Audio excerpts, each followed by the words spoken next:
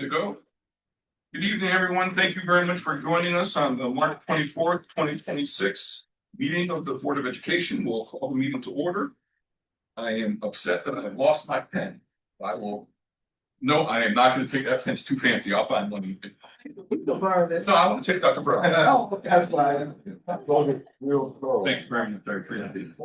Are there any modifications to the agenda? Hearing none, we'll continue on with the agenda. We do not have anyone who currently signed up to speak, in which then I presume again that there are no board responses. Fantastic. We, at this point in time, do not have our student reps from Ithaca High School. We're not able to join us, but we do have our amazing reps from LACS. Hello. Hello. The floor is yours. How's it going? Okay. I think it's the first board meeting I've ever attended where public comment's been empty, so that's, I guess, refreshing in a way. We'll keep it. You said it. Thank you for light in the future. Well, yeah, that's important. So we'll keep it light. I just want to thank everybody for the meeting last night. I thought that was very productive. I really enjoyed it. And again, surrounding the ex officio policy, the work session, I got a lot out of that. I really feel like we're close to having a pilot that we can institute for next year and have it be really, really meaningful. And again, like good experience on it. And just, I feel very good about where we're at now. I want to talk briefly about the Albany Day of Action sponsored by Triage that LACS attended about a week ago. We lobbied both our state lawmaker, state senator, and state council members on various bills, along with attending a massive protest in the $1 Million Staircase. Like you can actually find a bunch of videos of us like waving our signs and whatnot. Specific bills were New York's Climate Leadership and Community Protection Act. You may have heard that a memo was sent out with some ambiguous information regarding the financing of that bill. We lobbied our lawmakers to support that bill and to further the budget put into that, as well as the Sustainable Future Fund and the Clean Green Schools Act, which this district has directly benefited from in different building audits, state-funded building audits, to see where we're at climate-wise. So, and we hopefully want to see more of that, more funding in our schools to get a green world, at least a green district. So, pass it off here. To me next. Yeah, okay, sure. Sounds great. As I kept talking about for so many meetings leading up to it, we had our interview the week. Sorry, this is my shirt from it. We printed a few of those for the team, and it went really well. So I want to thank all of the board members who were involved, and all of the community members who came in, and great reviews from the school, bunches of students and teachers saying it was the best infusion week that they had experienced, and the planning team is very proud. So we're really excited about how that went and how it's carrying into the school going forward. So last time I was here with y'all, I mentioned that we were going to start shadowing, and so we have in fact started that. It's really honestly one of my favorite parts of LACS. I mean, I know it's kind of just this like little part of what we do, but it's really nice to see people from elementary schools, but also from the middle school. It's incredible to watch them come in and like see what's going on with the school, because a lot of them have actually negative preconceived notions about the school, but they wanted to come and look anyway. And a lot of them I've actually seen completely turn their viewpoint around. And I've seen people who started off being like, oh, I think LACS is all just like they're viewing it in a kind of like the slacker school. You know the idea. But a lot of them turn their view around, and some of them I've seen go to LACS after that day. So it's just it's a really nice experience to see. I also mentioned us doing our elementary school roadshow. We're still doing that. We're in our process. We're just going around 2 elementary schools. I'm also signed up. I think I'm going to Fall Creek, so that's going to be a nice place to go. I mean, that's where I went personally. So I don't know. I'm going to have a good time. And I'm gonna also I haven't been in the building since, so I want to see how that's been like, see if there's anything different, see how the like teaching staff has changed. So yeah. I'm going to Bill Sherman on roadshow. That's where I went. That's it, the last. Excellent. Board responses. Just one for Julian. I appreciate your comments on climate. And stay tuned because we're gonna have some information to present, I think, on the climate action plan. We have the climate action plan advisory committee that's been meeting once a month. Next meeting is actually this week, Thursday. Some board members are there, so You'll see a little delegation from us as well there too. yes. It's awesome. Well, Dr. Crampois took all my thunder. That's exactly what I was gonna say. And there will be, as part of that agenda for Thursday's meeting, there will be an update on the event, the legislative event that took place as well. So please feel free to join us. And the Climate Action Plan Advisory Council will be planning to present to the full board in May. We're trying to decide on the first date in May or the second date in May to make sure there's enough time for any possible action during June. So please take a look at that. Congratulations on Infusion Week. We know how much work you put into that. We know how much work it is for everyone put into it, but thank you, Emily, as well, and your team. And Shadow Week, I just signed my permission slip for my grandbaby to go in Shadow. So we're looking forward to seeing how she comes back, and I'll be sure to keep you all updated. So Yes, please. yeah, We'll be looking out. it's a hard sell, but we're selling it hard. We'll see how. Any other board responses? Just thank you to Julian and echo that yesterday was a good policy committee plans work session meeting. And always appreciate your engagement. You've shown up consistently and you brought really great ideas. So always appreciate you being there. Fantastic. We will move to the consent agenda and entertain motions. Move to approve all consent agenda items listed in the consent agenda. Personnel report, consideration of accounts, students, and minutes of previous meeting is presented. Moved by Adam, second by Jacob. Discussion, debate, questions.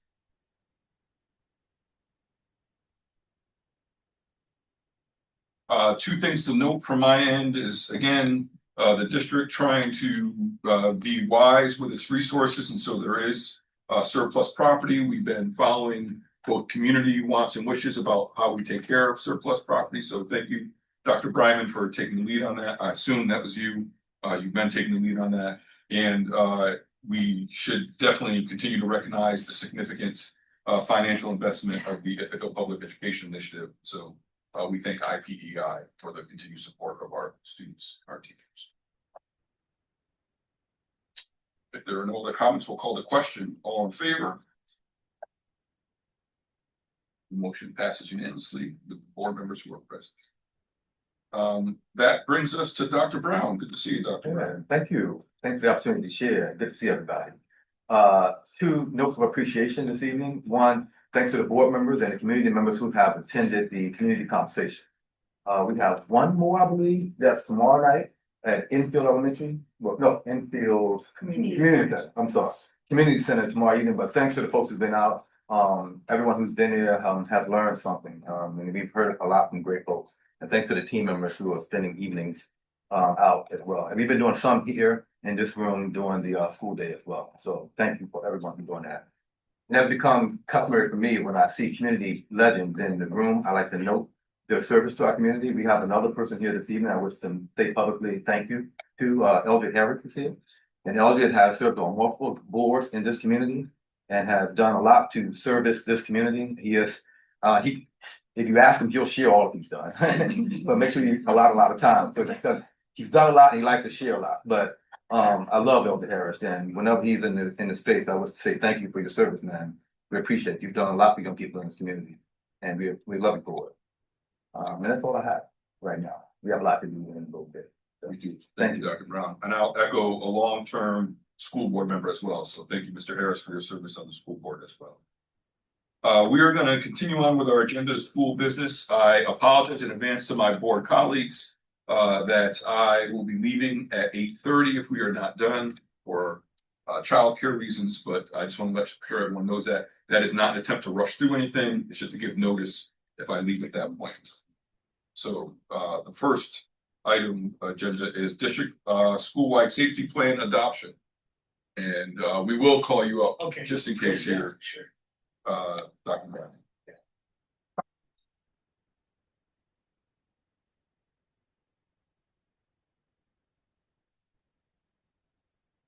So as board members may know, the safety plan goes through policy committee.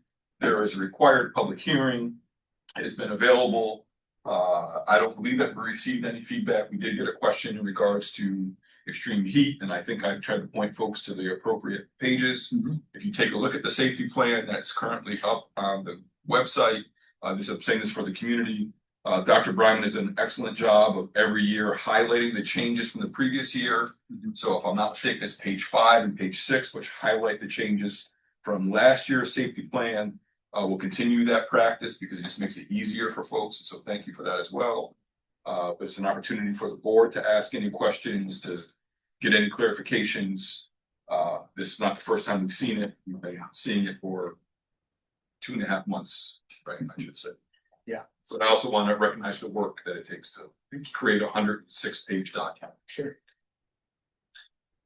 Maybe it's 104 pages. Give or take. Yeah. Questions for Dr. Bryman, board members? Questions about the safety plan in general? It's very comprehensive. Thank you. How does it get operationalized?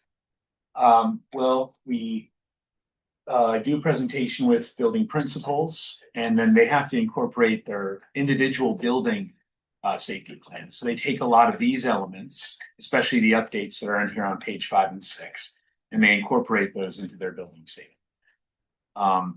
They pay careful attention to what's new, and that's what's in the very beginning of the document. That makes sense. And that includes like extreme heat response. That's a new item, and then any other mandated items from the state that typically come to us in July and August. Yep. Like all policies, this is a living document, so should it need to be updated or changed at any point in time, would require another hearing, but we can do that at any time that we need to. So this is not saying that this is the end all be all. Yeah. This is what we're presenting to the community at this time. We have to do it every year, so I'll be coming back to do it again. I just have a question. Yeah. Not for this iteration, but kind of forward thinking, because we do adapt it or, update it every year. Just for clarity, I mean, this is more kind of physical safety, but when we're thinking about cybersecurity and AI and deep fakes, is that something we would consider potentially adding to a safety plan, or is that some more of a code of conduct? Well, there is some information in our code of conduct about that, but there's also some it's in different places, code of conduct, and then there's some information about that in one of our, it's our technology policy. So it's in different places. The safety plan probably would not be an appropriate vehicle for that. It's more about evacuation. It's more about emergency planning, if you will. Right, like physical moving bodies, safety. Yeah, response. lockdown, lockout, threat assessment. Yeah, but good question. Additional questions? Hearing none, then we'll call the question. Oh, it hasn't been moved or something. That is a great point. We will entertain motions. I move to adopt the district-wide student safety plan as presented. Moved by Adam, second by Jacob. Additional questions now that it's been moved and seconded. Hearing none, we'll call the question. All in favor? Passes. Thank you very much. That'll bring us to agenda item 10.2, which are the corrective action plans for extracurricular activity funds. A little different than normal. I know we have some folks here. We'll see if there are questions from board members. Normally we have our audit committee sort of on a set rotation. We'll get back to that moving forward so folks know what the dates are. A little bit of a time crunch to make sure that we meet deadlines. And so the audit committee met yesterday at 10 a.m. to review the audit, take a look at the correction plans. If I'm not mistaken, if I'm reading the minutes correctly, no substantial concerns. In fact, we're very appreciative of all that was stated in there. And so if board members have questions about either the audit committee or the corrective action plans, now would be the time to ask those. We will move them before we have the discussion. I will say, just as someone who's been on the audit committee for maybe 12 years, these corrective action plans for this specific area of the audit happens almost every single year. So it's difficult when you have student clubs and activities and you're asking the students to maintain receipts. You name it, that sometimes that becomes the most difficult aspect we have. And relatively speaking, I forgot what the number was, but it's like 0.001% of the total budget. Not saying it's not serious and warrants concern, it does, and we're not talking about about a $75 pizza purchase here or there. But let's entertain motions first and see if there are additional discussion items. I move to accept the attached 2024-2025 corrective action plans, extracurricular activity funds as recommended by the audit committee for logging on the state educational portal. Second. Moved by Adam, second by Jacob.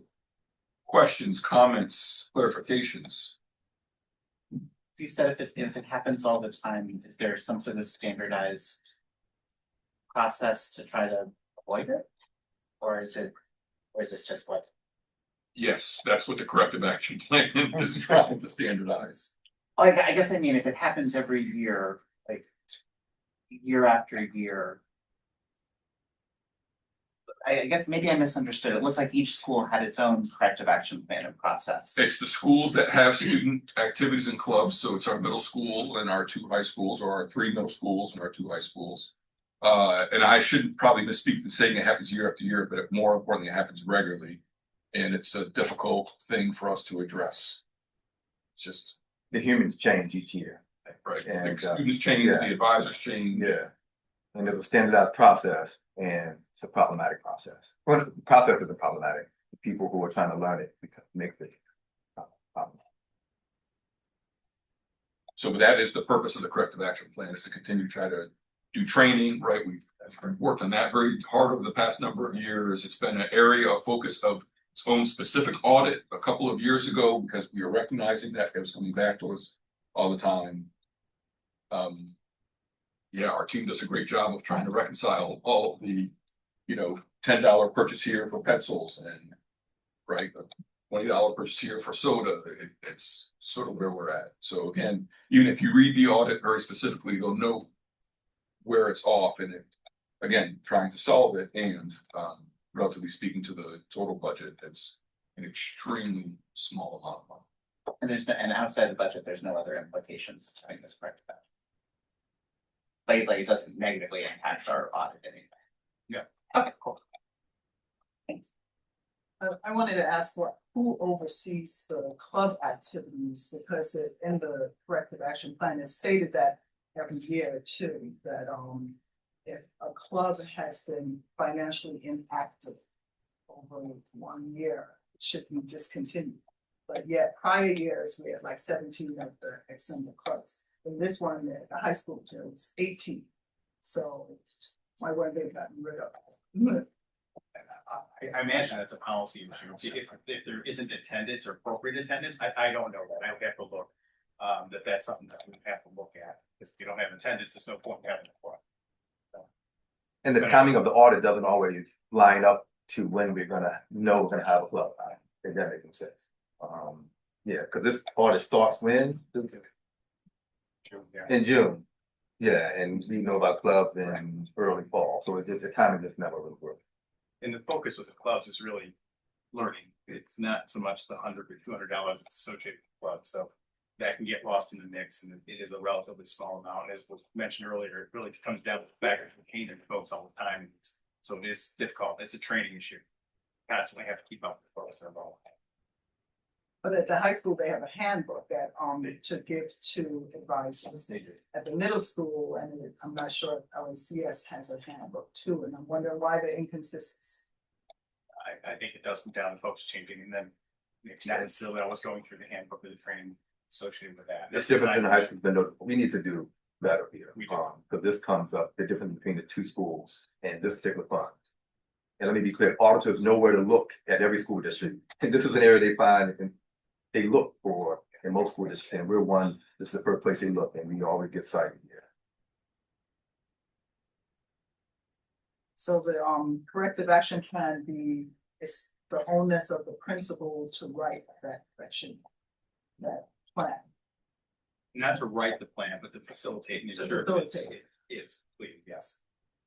Cause so the LACS one was corrected here, but online we still have the incorrect one that references a policy 52. Yes. So I hope that We'll make hasn't that been- change. Yes. But just to be clear, it's not like this is fraud. This is just human, natural error that comes in That's right. every. Election, how much money you had on site, how much you divided. And some of it is like the timing of the deposits, so like if you're supposed to deposit it by Wednesday, but you hold it for an extra day, kind of. Right. And policy too, who, like, there was one school, I forgot which one, that used cheddar up. Where they approved to use cheddar up, so policy, not adhering to policy. How did they sign up for it? Right. But as an organization, don't you have to provide the right documents to sign up for it to go to the correct bank accounts? Correct. Something that we could look into again, put it on, policy, there's a lot that's going on policy, but it could be something that the future policy committee takes a look at. It's an ongoing thing, to Dr. Brown's point, and I don't want to minimize it, but it's what we would consider being, for like that word, like petty cash, like it's usually no more than a $15 receipt that we can't find, or wasn't provided because the student didn't think to keep it, or and again, all of us who work with young people probably understand exactly what we're talking. So we'll plan of action, put it on a policy agenda at some point in time, continue to do additional training, work with our principals, and we'll. Additional questions, comments? We'll call the question, all in favor of adopting the corrective action plan as presented. That's it, the motion passes.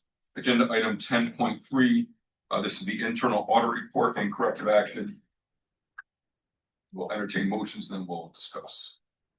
I move to approve the resolution to accept the internal audit report prepared by Questar 3 BOCES and corrective action plan for the 2024-2025 fiscal year ended June 30th, 2025.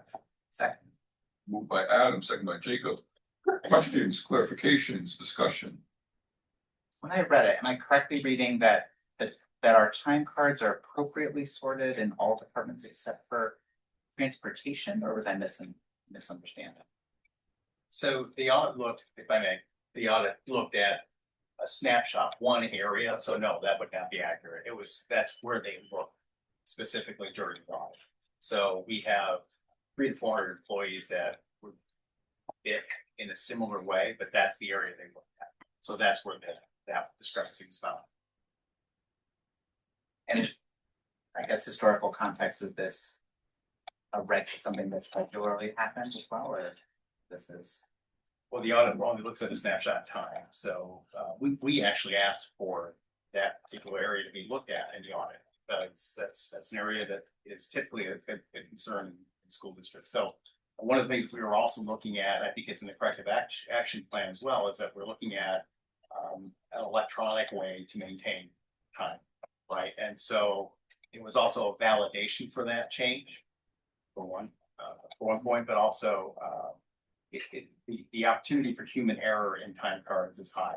So we wanted to take that out of the mix, and that was part of this process. Dominic, correct me, Dr. Lisa, correct me if I'm wrong, that's an area that we asked. Correct. Right, so That's we recognize that there may be some things that should be looked at. The district asked for a focus on that particular area.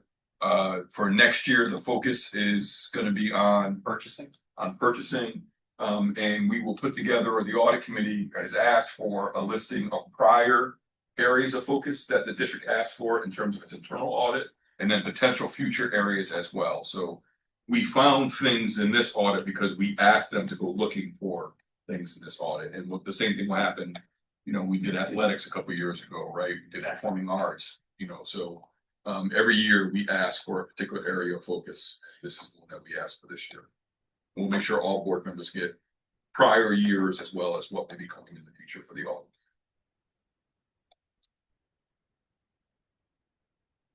Additional questions? What is the system that we have in place for tracking the time cards? So right now, it is a paper system. Yeah. Writing your time down and then a supervisor is supposed to cross-check that, so on and so forth. What we did was we were using a system now tied to our financial system, WinCap.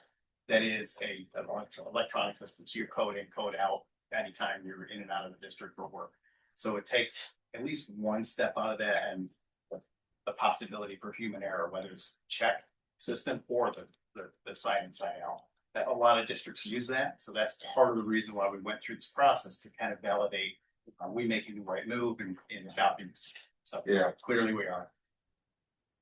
And they manually do it like on site, or it's done like on an app on their phone, or? It can be an app on the phone. I don't think we've gotten there yet. They have to ask. No, it can be. We're not there yet. But Okay. right now it's a swipe. It's right now. Got it, okay. Hearing no other additional questions. Comments, we'll call the question. All in favor of the adoption of the internal audit? Motion passes. We'll bring this to item agenda 10.4, which is our independent audit, and we'll entertain motions. Move to approve the resolution to accept the independent audit report prepared by Insera and Company CPAs LLP for the 2024-2025 fiscal year ended June 30th, 2025. Second. Moved by Adam, second by Jacob. Dr. Lisi, maybe it'd be helpful for just a couple sentences about the internal audit that's done that then goes to an external independent audit. I may actually turn this over to pro of our audits. I see the pro on it. Yeah, absolutely. But Emily, if you wouldn't mind. Okay, so Insero is our outside auditing firm that comes in every summer and does our big financial audit on the school district, on the general fund. They also do a single audit, which is now called Uniform Guidance Report, that was changed this past year. They usually do that at the same time that they do our main audit. This year, however, there were some changes and that we were waiting for, Insero was actually waiting for guidance from the state and the federal governments. What that focuses on is our grants, and I believe it's a threshold over $750,000. So we have a few grants in our food service department, title grants, and this year they focused on the IDEA special education grants. So those are the ones that they like rotate. So next year it'll be on a different piece. It was delayed this year because of all this new guidance that was coming down. It was released, I think, at the very late part of November, early December. So it kind of threw us off our regular schedule of dealing with the audits. It's due to be filed by March 31st. So this is that piece of audit that you usually see. They usually had it as part of our general audit, but this year it was separated out. So. And that's when they come and take over the entire board building. They do. Since COVID, though, it's become a little bit easier on us. They have a shared file that we throw a lot of information, so it's become a little bit smoother, but they do come in and they're here for a couple weeks during the summer. They start in June, short a little bit, and then they come at the end of the summer. Questions, clarifications, comments? There was language that I just didn't understand, and I would love someone to just help me understand. We do that on purpose. Just I don't know if it's like standard language, or it's anytime I see something that says material weaknesses or significant deficiencies, I go, wait, what? It talked about, we did not identify deficiencies in internal control over compliance that we consider to be material weaknesses. However, material weaknesses or significant deficiencies in internal control over compliance may exist that were not identified. What? That's covering themselves. Okay. Well, Thank you, but I wanted to they check. did not find anything wrong in how we used the money, we expended the money, we tracked the money. So there were no material weaknesses found when they did the review of the single audit and the grant money that we received. However, they're looking at this at a very small period of time, so they can't say for sure that there isn't something else that's standard language in any audit. So it just says that, we've looked at everything we can. We're not finding any material weaknesses, but we're not guaranteeing that there might not be something. Ask that right. There isn't. Makes sense. I wouldn't sleep at night if there was. Thank you so much. Yep. And that's standard language for audits and And it's good to visit the audit committee because I've been at the audit committee here too. And they meet once a quarter and very informative, and you have one of their CPAs there who can answer any questions and they go into that. Their lingo. Thank you, Karen. Additional questions? Hearing none, we'll call the question. All in favor? The motion passes. And it would be an appropriate opportunity to thank Dr. Lisi and particularly thank Emily for all the work. It is no small task and it does not go unnoticed. We appreciate all the work, so thank you very much. That'll bring us to agenda item 10.5, a cell phone policy update. And I believe we'll turn this over to you, Dr. Yes, Brown. and Ms. Grover is gonna join us at the table with some data and some questions for that stuff.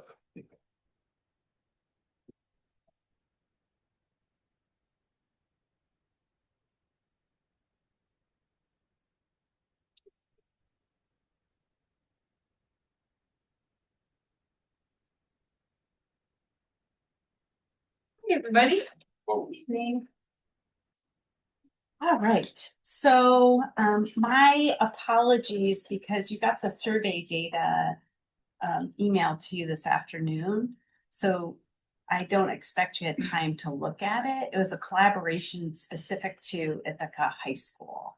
So the Ithaca High School reps worked with Principal Arnold to compile that survey. So just so you have a context for the results from that survey that was conducted.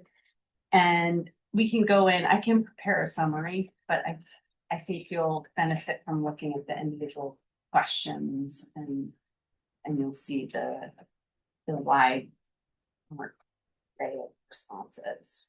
But per this cell phone check-in, implementation check-in for the board policy, I wanted to start with the framing questions that we used back in August 2024 with union and community leadership. So what about this legislation was bringing us hope and what was bringing us concern? So our hope was, and you'll see this in the questions reflected on the survey.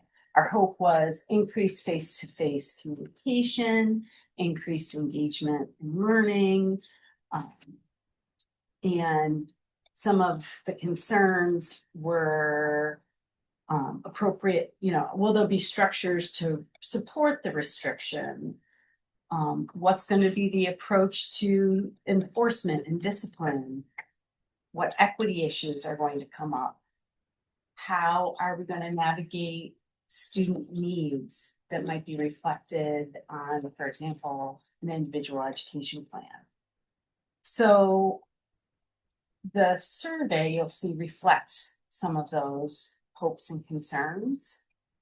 You're going to see a referral data tracking. Now that was something we added to School Tool that's required by this legislation that we report that to the state at the end of the academic year. And so we have for that specifically, you don't see elementary schools because the data point is 0. The school isn't on there, it means there isn't a referral from that school. Correct. And so for our conversation tonight, based on the resources that you have, what's working well in our approach, and then where are we seeing some challenges in this across the levels.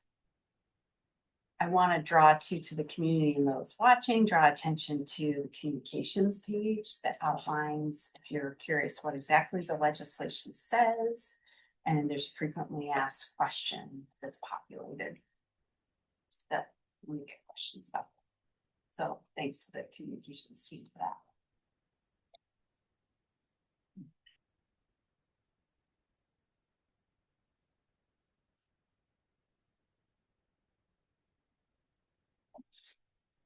Questions, board member, conversation. Do we have averages from the spreadsheet? I'm just looking at them, like all this raw data here, and I see a lot of numbers. Yeah. No, we don't have averages.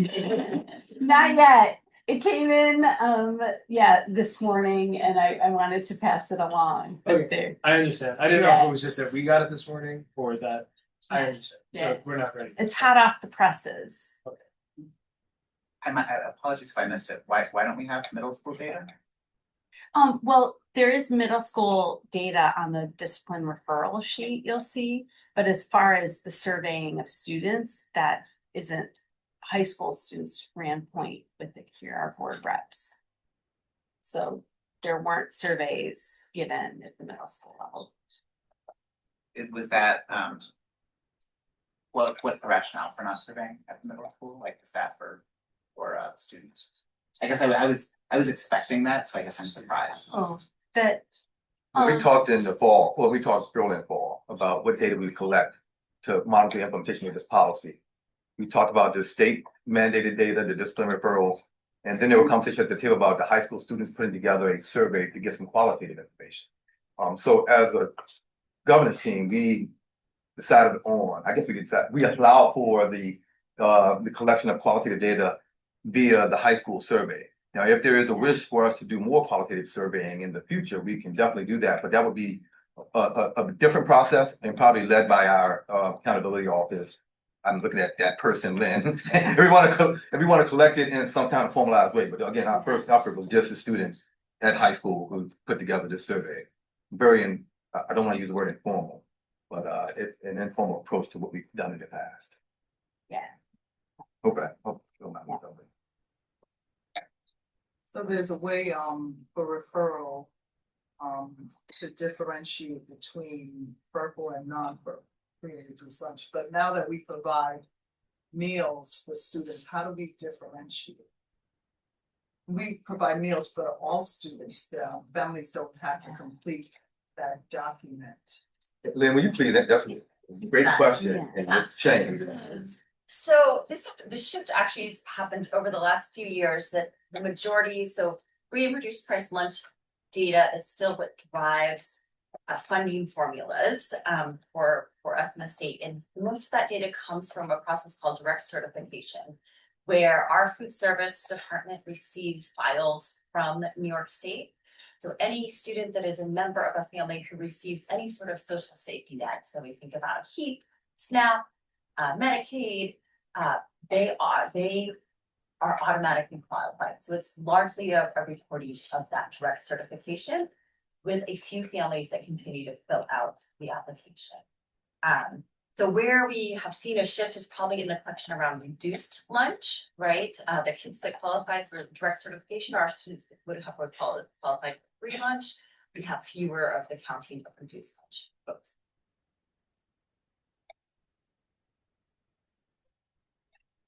I know much has changed from the blue ticket days that I grew up with.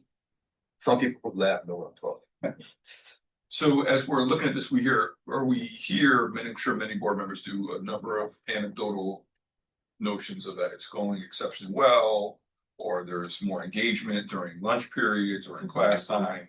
We hear other folks saying things like, well, I don't know why I get singled out, but other people don't, or we hear teachers saying they don't always feel like they have support with administration, while other folks feel like it's greatly enhanced the engagement and pedagogy of their classrooms. So if we sort of merge all that together, and a quick scan seems to sort of affirm all those various ideas, different data and talking points, realizing that it's just came in just hot off the press. And I don't mean to put you on the spot, and I'm gonna put you on the spot, my apologies, Mary. How do you think, from, less than a year ago, where the mandate is here to where we are now, how would you assess it, or things that you think we may need to do moving forward? So one of the questions, Jake, when you asked why not all the schools, we have some beginning of the year data too from the high school because of the student generated survey and some similar questions. So my hope to be able to answer that with more specificity is to take some time to look at this data that we just received with the data from the beginning of the year, because when I glance at it, I notice one thing that stood out for me was the comfort level of teachers addressing it in the classroom. And that I don't see a drastic improvement in that, for example, so I'm curious about that. I'm curious about how feeling supported by an administrator and some shifts we're seeing there when I'm just looking at the data point. And then the one that I'm really interested in is the question on, I feel more engaged in teaching and more satisfied teaching, because one of our biggest hopes was an increase in student to teacher interaction. And that one does seem to be continuously rising. So those are just some, I would anticipate anything we do will work until it doesn't. So you'll see, for example, at the high school, they implemented a new way to take phones and have students come pick them up at the end of the day. And it looks like a raffle ticket, and it's a sticker, and a kid keeps half of it, and the other half goes to the office. And that, that's fairly new, started in January in response to coming back from a break. And we did, thanks to the communication team, pushed out more prompts about how for caregivers to have conversations with their families, because the thing that I'm really would like for us to make a priority is partnership with caregivers. It's crucial. So interesting you say that. I was not, maybe I should have expected it. At least in the student responses, the number of students say the thing that they like least is the inability to contact their parents and caregivers. I know it's a significant change in culture and generation, but I was expecting more like, I can't talk to my friends, like, nope, I can't, Right. I can't figure out what after school plans are, or I can't figure out, what we're doing with this. So that's a very interesting thing for me, again, just as a good plan as well. Yeah, and who do I sit with at lunch? We heard that at the beginning of the year from students. I used to coordinate my social plan for lunch via my cell phone, and now I don't have that. I'm gonna take cue from our policy committee last evening about why we have student reps here, and ask if you have any thoughts about the cell phone ban policy, or how it's going, or things that you think that board members should be considering as we move forward. And no pressure. We had this conversation last night as well, right? So don't feel like you have to respond, but I want to make sure we have space. We have student reps with us. It's going incredibly well for our school. I mean, we've obviously taken a slightly different approach, a little more community oriented, like direct community oriented. Also We've our definitely, ties. yeah, and we've gone for this kind of self-enforcement vibe. I mean, I don't know how that's happening with the other schools, but we're kind of like, you walk into a classroom, half the time it'll just be, hey, is that a cellular device? And that's the thing. Yeah. I'm gonna jump in there.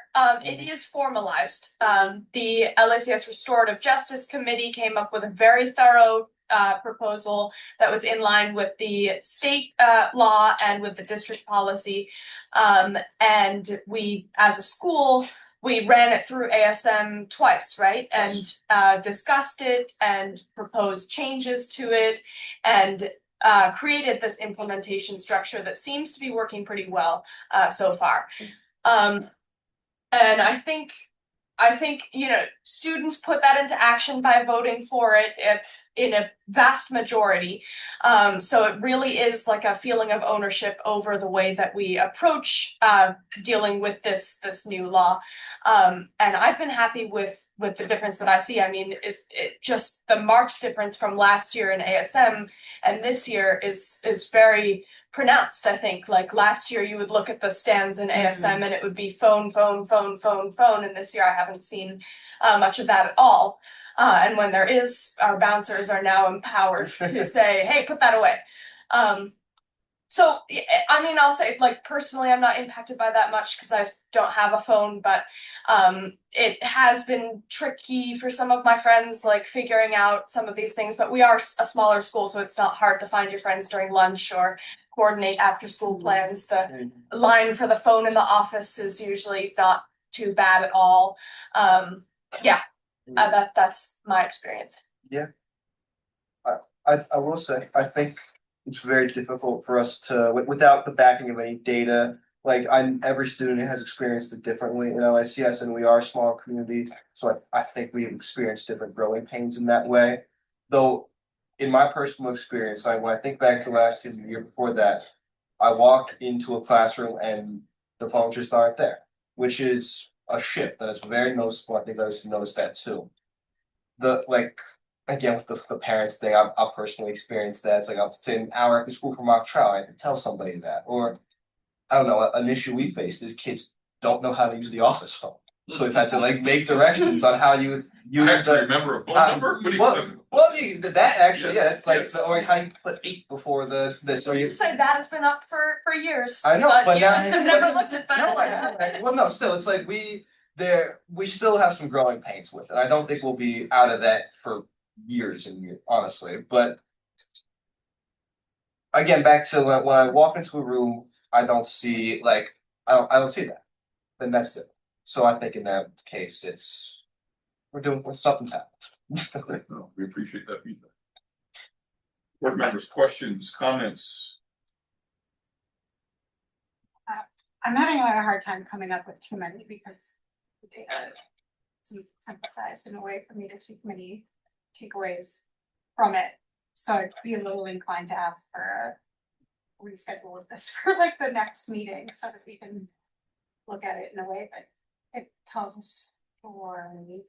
I'm also curious, I know, I believe, I could be wrong, but the last time that they developed, the IHS reps developed a survey, they just kind of did that on their own and came up with questions on their own.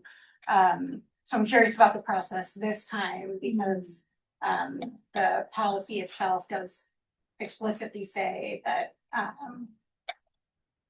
the implementation and effectiveness of this policy should be monitored.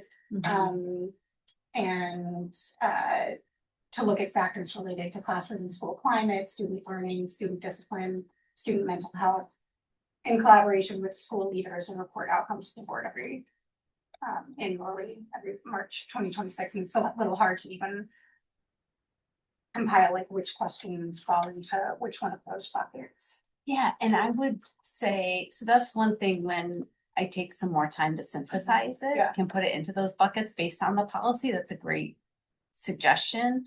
But just to clarify, even the first survey was in collaboration with Principal Arnold. Okay. So, and the leadership team at Ithaca High School implementing it. And of course, we can expand that across all schools.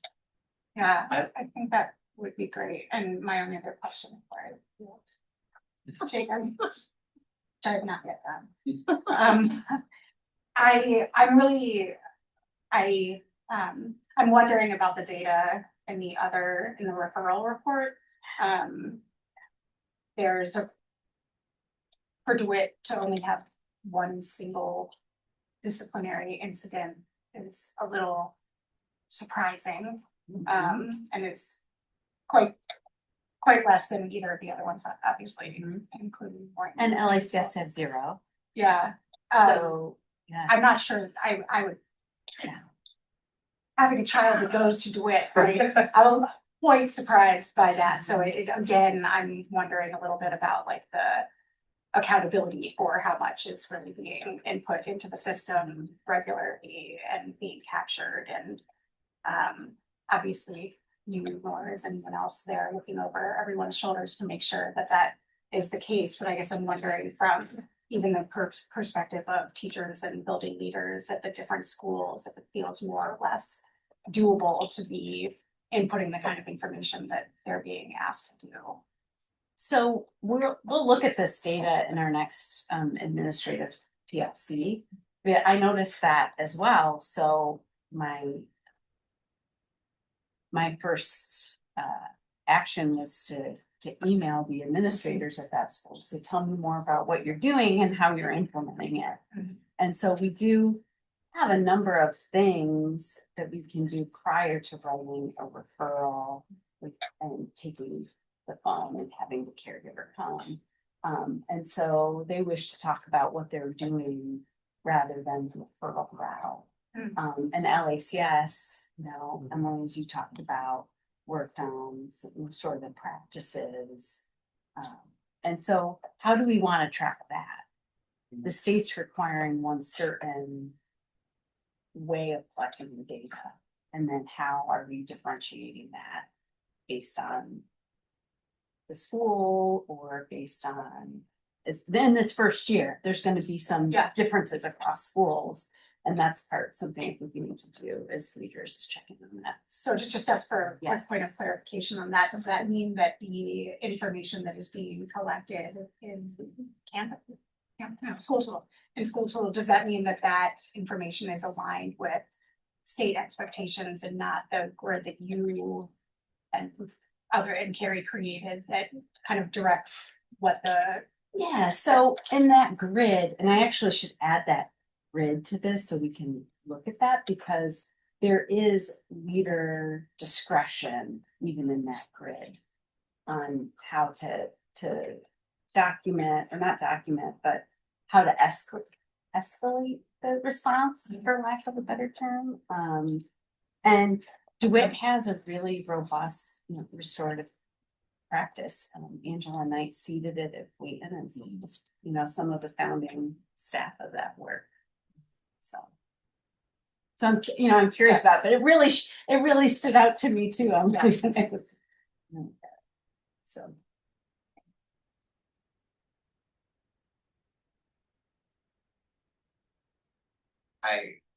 Maybe you do too. I know, like I always read data with my own biases about like what I think should be true, and so of course I'm reading the data through my bias of I think the best solution to not having cell phones in school, like during the instructional day, is to actually not have the cell phones in the instructional day, right? Remove them, give them back at the end of the day. But I am noticing in the staff survey, I guess there's two things. One, I just want to note that it does seem like in the staff survey, the comments overwhelmingly would speak to stating that like there's a lot of issues with cell phones, that like there's of course improvement from when there wasn't a ban, but that it seems like people are calling out massive inconsistencies. So I would love to see more about that. And I'm not sure, you're probably right. I just had a different recollection. I thought we were going to get middle school data. So would it be helpful? Is that something that you are going to get for us, or is that something that like we should vote on as a board to see if it's our desire to have that? I guess procedure wise, I'm not sure what we do. I just know that I personally, as an individual board member, would like to see comparable data from the middle schools to make an informed decision about policy. What would be the decision that you'd be making about policy? I guess I'd be voting on whether or not there's adjustments to the policy for the next year, right? I thought that was the purpose of annual reporting. Like when in the initial conversations about the cell phone policy, we were sort of told, like we're on a deadline, right? We're kind of like behind where the state is right now. We can vote on it, but we can always revisit it in the future. Yeah, I think you can always revisit any policy. I think the question for me is not necessarily about the policy, but more about implementation. So it may be a connection or a correction to the policy, but I'm just trying to understand what the next step is. So if I heard correctly, the request is, can we get some data from the middle schools?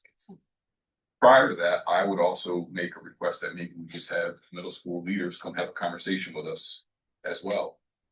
There may be things that aren't working. It may be without question, right, that quantitative data tells part of the story, but I'd be interested in some other ways in which this is happening. Yes.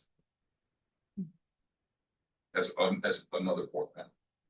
For clarification, you're suggesting that those should be sequential and separate, or you're saying that you just want to see both? I don't know that I separate them.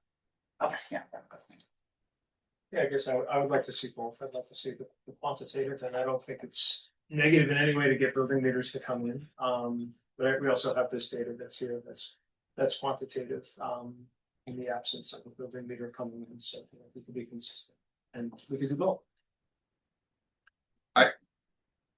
Dr. Rob. Some thought, just to underscore, from my perspective, we're in year 0 of an implementation of a policy. And if we think about a policy that's been around for over 100 years code of conduct. It takes us a lot of time to figure out what data we're going to capture quantitatively and qualitatively, and then how we report it out, what categories, and what surveys we will use. And not as an excuse at all.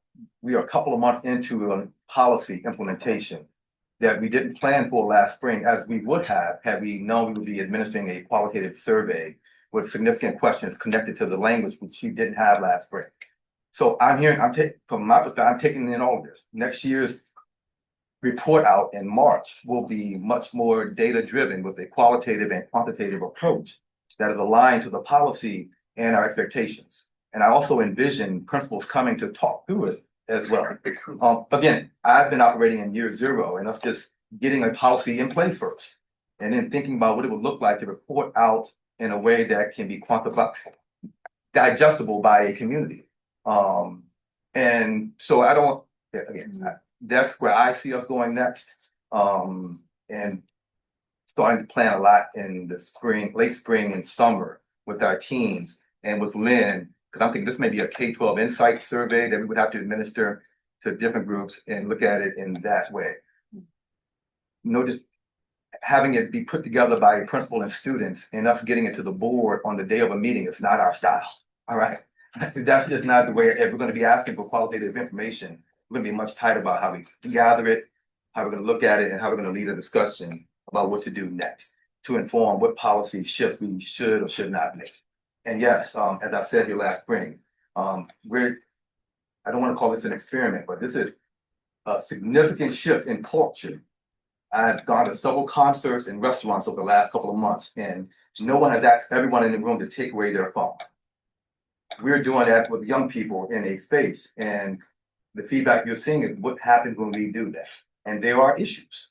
I will be the first one to say, and I think it's significantly shifted what happens in a school and instructional space. So it's a both and now we got to figure out how to capture data on it. I probably said way more than I wanted to on this one, but Just so I understand, you talked about more robust data a year from now.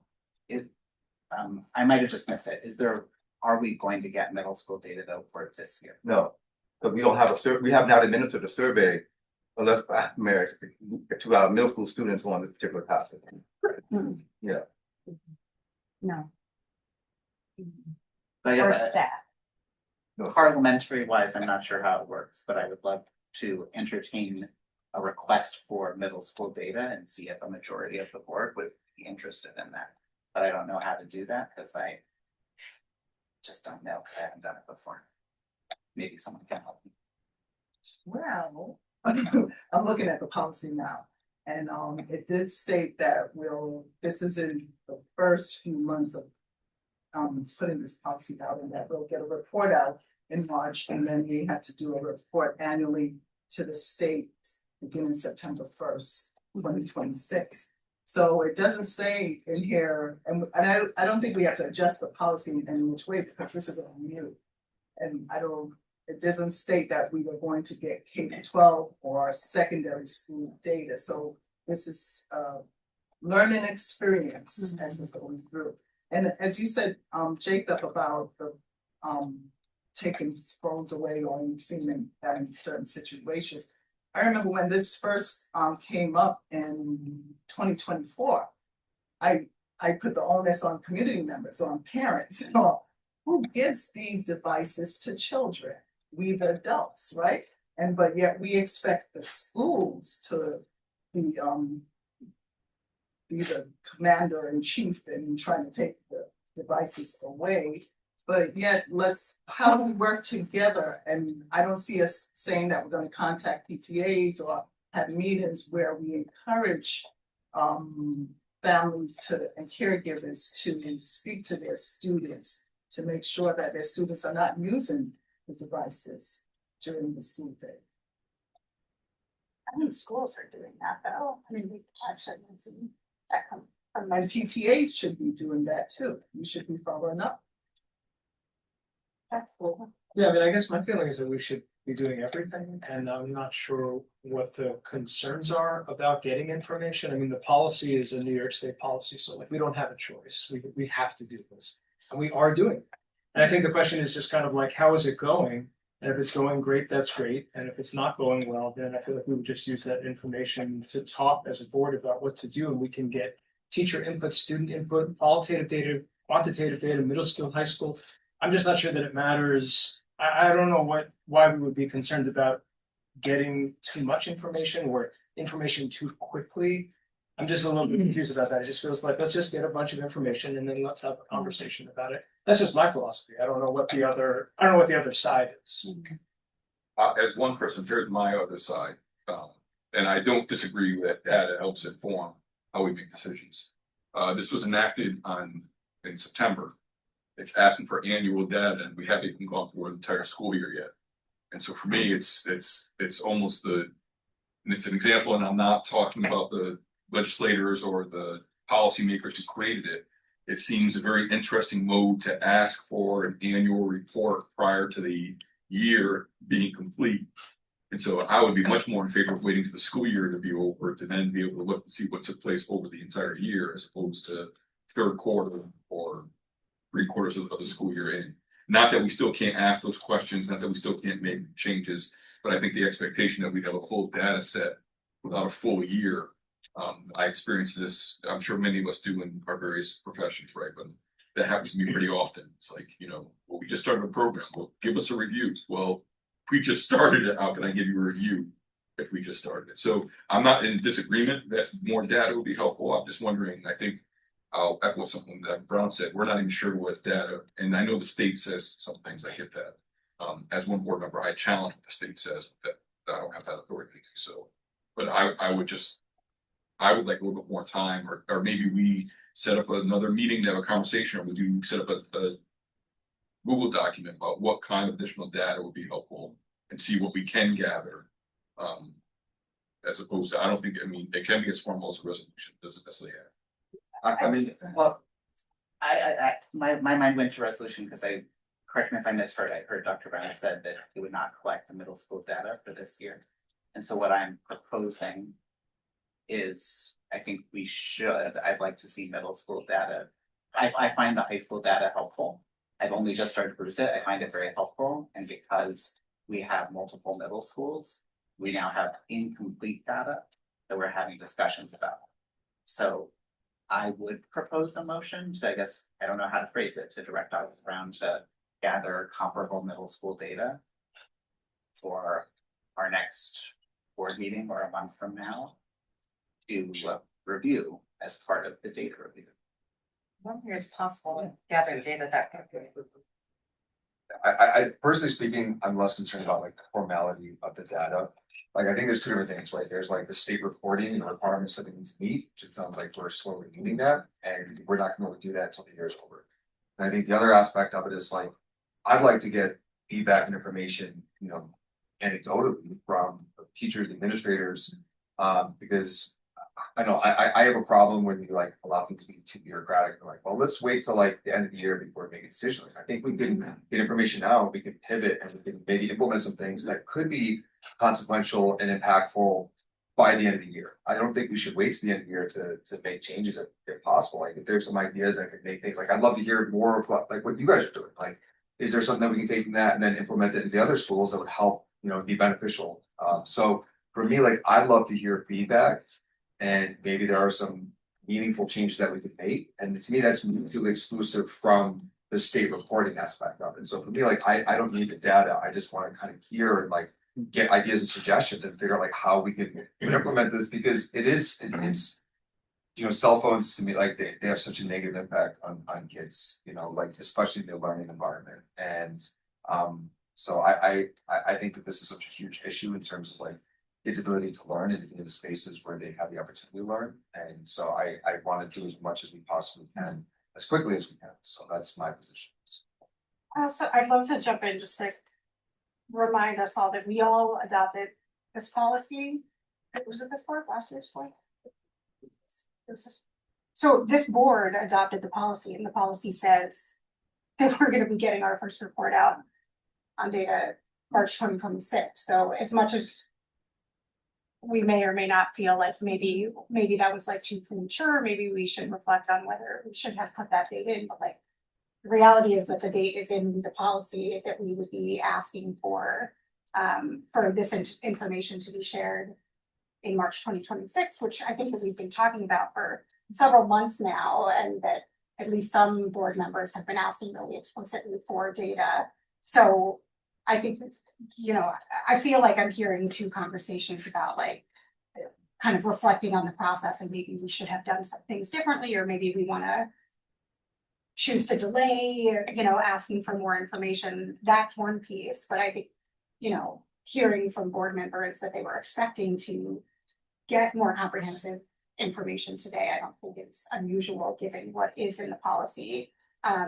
And so since we've all been talking jointly about the fact that we were expecting to hear something about cell phone data today, I guess I'm interested, like the language says like the superintendent shall monitor the implementation and effectiveness of this policy, blah, blah, blah, what I already read, beginning in March 2026. I'm interested from you, Dr. Brown, and from your team about, you came to this meeting with the data from that policy and some of the data from the school tool. So I'm curious, like, based on what is, how did you decide that that's the data you wanted to share with the board in this March 2026 meeting that we have been planning to have around this? Do you feel like this is like sufficient data to No, admit, like, I mean, the state minimum was the report we have to turn into the state. And that data set is what we were prepared to present tonight, knowing that to do this in the way we typically do, we'd have to have a lot of time to put together a survey to administer all secondary students and maybe some elementary students as well. That is a year 1, 2, or 3 from my perspective, but the state minimum data collection and reporting is what we have provided. Anything more is an enhancement on what we would do, and maybe what we'll do after hearing tonight's conversation, we'll do that next year. Or if the board wishes for us to survey all middle school students over the next couple of weeks, which I don't know how we would do that, that could be something we would do too, but we want to use data to learn, and we all are learning about this implementation a lot every single day. I think that makes a lot of sense, and I appreciate that. I want to make sure, like, even in the section of reporting requirements, there are 2 paragraphs, and the first paragraph is specifically talking about the state requirements, of which I think, you know, I've heard multiple board members question whether, you know, we have nothing to do with what the state is asking for, and nor are we necessarily interested in it. I don't know.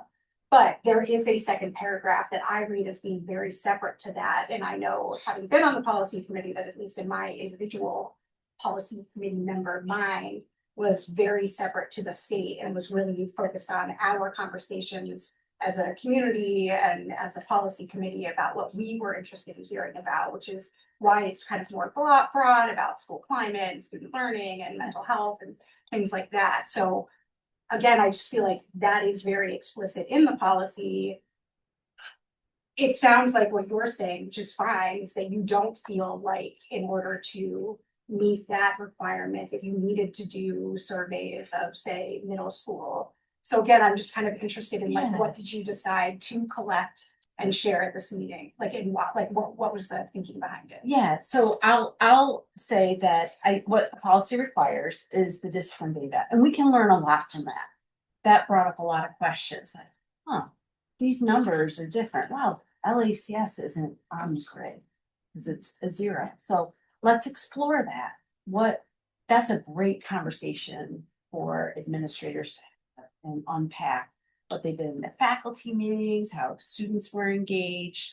What's our partnership with PTA looking like? Our first viewing of Screenagers had close to 100 people. The second one, not so much.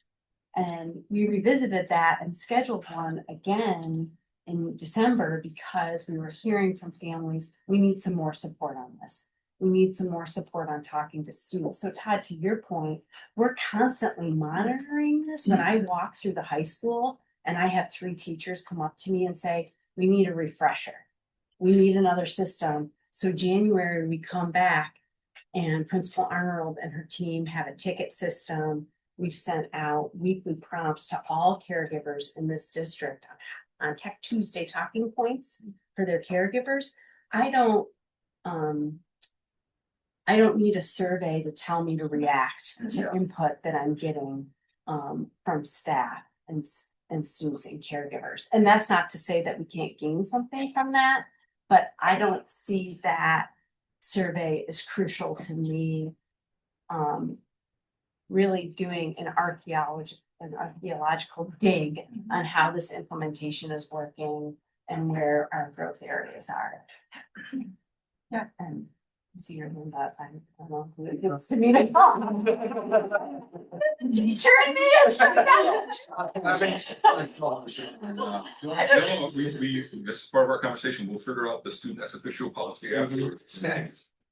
Julian, please. No, I just want to clarify briefly. With LACS's new device implementation plan, the proposal that passed through the student body, there is a gargantuan spreadsheet that exists. I know because I'm on it, that is period by period, every incident that has been recorded since that implementation. So we can either get that data to you somehow. I know that would be easy. I know for a fact, as again, I'm in there, is that it exists. So I just want to clarify that for the board. And we would make sure that that was FERPA compliant before we sent anything. Oh, yeah, no, but I just want to clarify that. Alright, I guess there's a couple of maybe points I wanna follow up on, because I heard this around like the length for getting a survey.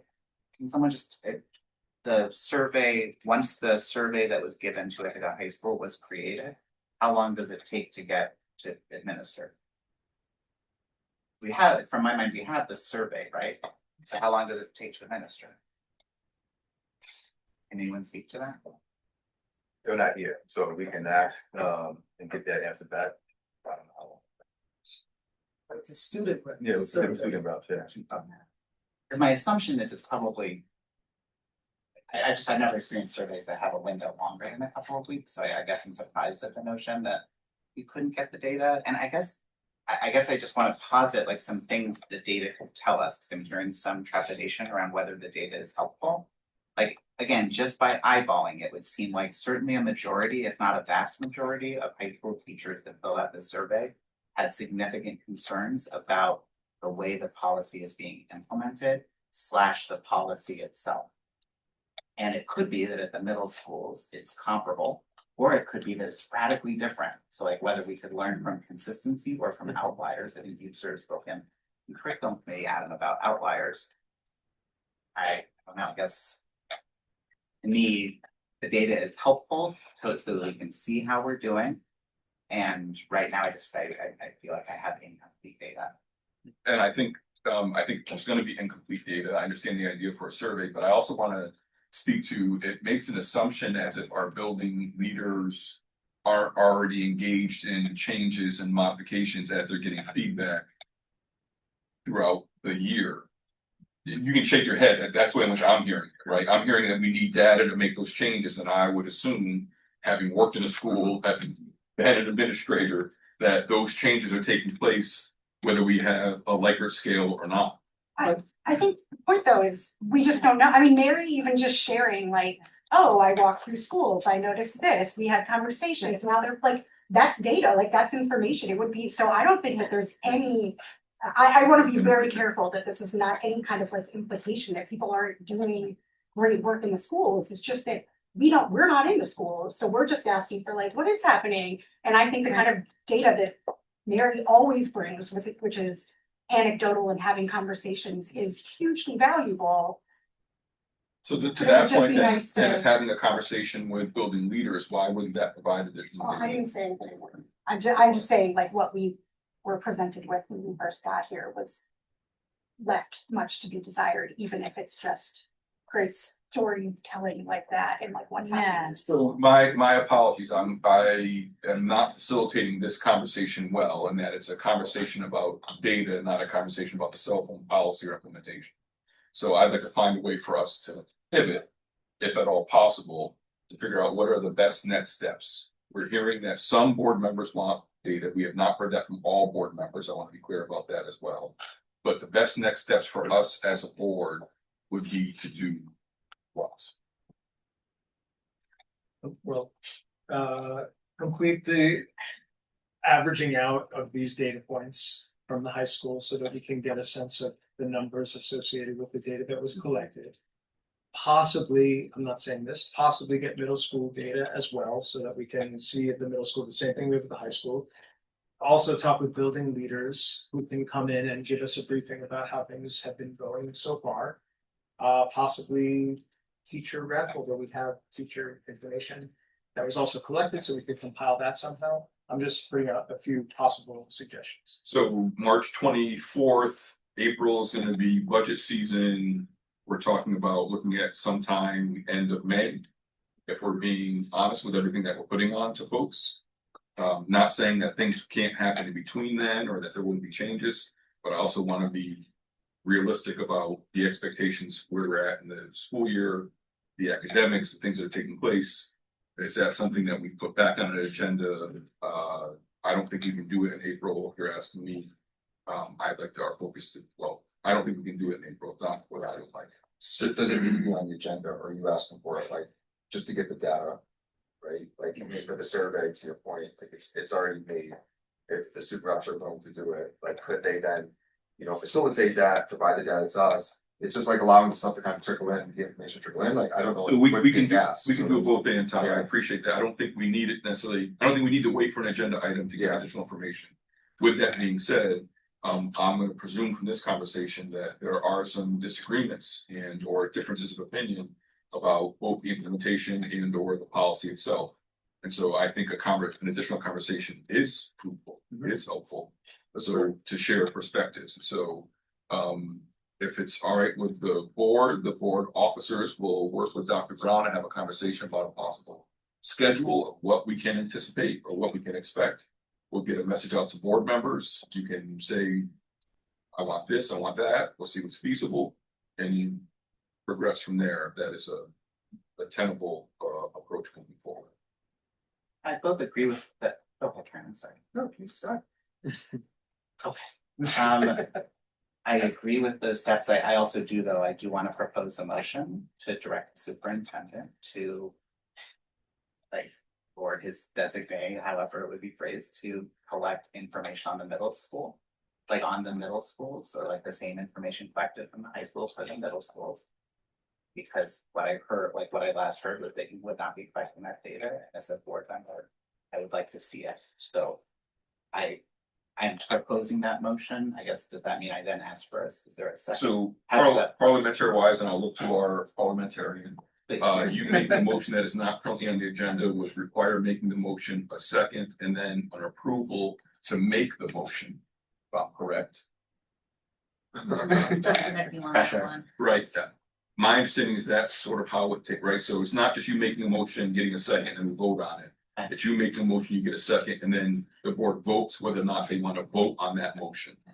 Given that it is not previously on the agenda. So my motion is to adjust the agenda? No, There was never a motion on the agenda. This is a discussion point, so that's why I'm backing up and asking if, Sean, were you saying that the board officers will meet with Dr. Brown and discuss the data, what was recommended during this discussion, what were the board is looking for? Therefore, we don't need a motion.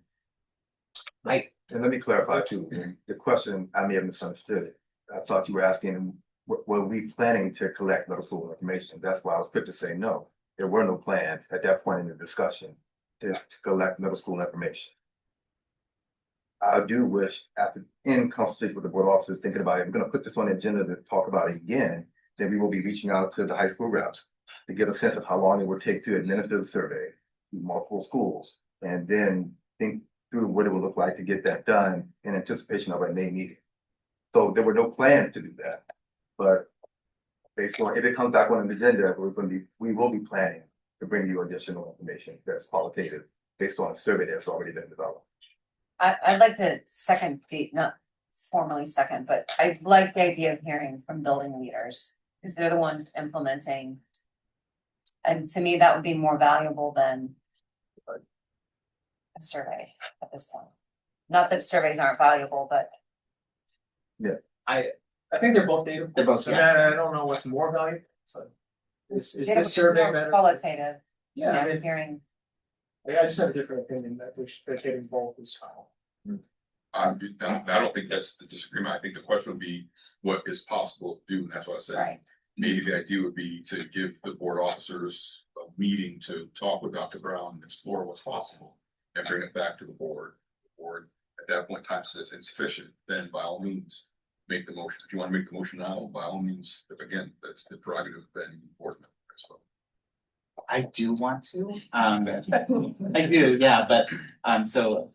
I'm sorry, I do need help with the language. I'm requesting, We've modified the agenda. I'm requesting to modify the agenda to consider. Well, it depends on how closely we're following Robert's rules right now. Well, we all got books, why don't we have? Right, we wouldn't be modifying the agenda, but Emily, Well, the new rules state that there should be a motion to amend the agenda or suspend the rules. And that has to have a 2/3 vote, and then you can make your motion to be seconded and voted on. So I'm making a motion then to suspend the rules or to modify the agenda either way. or to Yeah. modify the agenda. That needs to be seconded. I second it. Hold on a minute. Discussion, debate, dialogue. So this vote is just agreeing to. Agreeing to allow me to then make a motion to ask the board to still that, yes. No, that's one way of saying it. Okay. The motion is to modify the agenda. It's not to allow to do anything, it's to modify the agenda. Okay. Then that is the motion and not the second. Jacob part, made the right? motion to modify the agenda, seconded by Adam. Discussion, debate, conversation. I don't see the need. Well, look, you can share that with your vote. All in favor? The motion does not pass. We can go all opposed. We want that on record as well. We probably do need that on Yeah, record. All I do. opposed, Okay. abstentions. Well, thank you for considering that. It does not prevent us from continuing on with the process that I have outlined. The board officers will meet with Dr. Brown, and have a conversation. We'll send a follow-up to the board members afterwards. Additional dialogue about cell phone policy at this time. Now, for me, the data is, oh, sorry, you raised your hand, I did, I wanna. I just wanted to comment to what Mary was saying about screen ages and the multiple times that it was shown here to caregivers and it's on the schedule this, I think this Friday or sometime as part of social justice week here at the high school, what students will be seeing, so. At least it's coming from different angles that students did not come out during the evening times when it was shown previously. Thank you. For me, the data is really important, as well as like the conversations with, With data. But I want a full data set, so, thank you. All the stuff that we talked about, right, like getting information from the middle schools, trying to get like something that's more comprehensive. Having this filter down and, synthesized in a way that's like, makes sense. Right now, it's just numbers on the spreadsheet, like you can't edit it, you can't put in formulas, so. I wanna actually have data that, we use, and I do wanna hear from building leaders. I abstain because like, I wanna like give you guys the opportunity to kind of present something, but I don't want this to slip through the crack, because to me it is important, so I wanna put that out there, so thank you. That's not what that abstention meant, just to be. No, I know what it meant, I didn't want the conversation to belabor it. The abstention meant whatever you wanted. Yes. We're not gonna debate on my abstention. Then we are gonna move on. I just wanted to say that on our website too, our communications team does a good job of like updating about the cell phone policy and everything cell phone device. So hopefully in the future, we'll get feedback from caregivers. Are they finding the relevant information they're looking for? If they're inquiring about it, because we do keep things updated at the cues are there. All right, good. Thank you for a important conversation. We will go to agenda item 10.6. That is strategic action plan RFP second draft. I don't know if this was from you, Dr. Brown, is the expectation or the idea that the board would be approving an RFP this evening or giving additional feedback. Actually, the board probably doesn't even need to give approval for the RFP to go out. Correct. We were asked to make edits to the previous iteration and then bring that back to the board for more discussion. and then feel some direction for when to put it up. And there are probably still some blanks in there for us to complete, but that would be based on the discussion this evening. Dates, primarily. So we'll begin with reactions, thoughts, feedback regarding the RFP. Oh, in the opening paragraph, it's different numbers from when we did the RFP 2 years ago. We have 5,400 students, and 2 years ago we had 5,000. In the demographic RFP that we sent out. Yeah, of course. And LACS, as I mentioned, we state 12 schools, but some description about LACS alternative schools, it's not mentioned.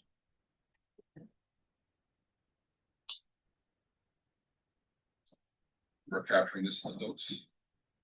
Alternative combined living schools. Is it, sorry, I just lost it. I see that most of the changes deal with universal design principles for learning.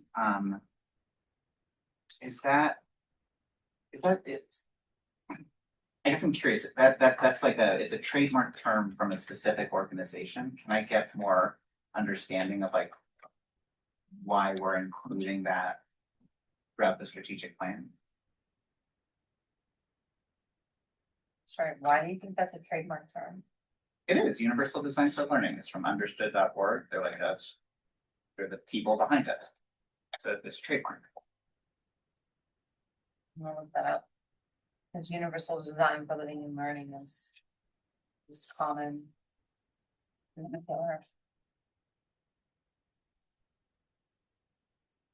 didn't realize it was trademark. And that's why I'm curious about the intention, because I'm getting the impression that the intention is about like making it clear that we're a district that promotes inclusivity. And so I think we are, like I actually don't know if that's one of our goals, but probably should be. I guess when looking at the lens I was looking through the strategic plan, I was thinking, is this something where we're opening up to a broad group of like whoever that might fill out the request for proposals aligned with our goals? And universal design for learning is something that I personally like. I teach about it, I read about it, I hope I practice it. I'm not seeing that trademarked. Can you? Like, sorry, that's just a common vernacular, and I'm not seeing the trademark you're referencing. Universal design. Universal design. You can say universal design for living and say universal design for learning, but universal design is not a trademark term. It is a common term that goes beyond accessibility, beyond ADA.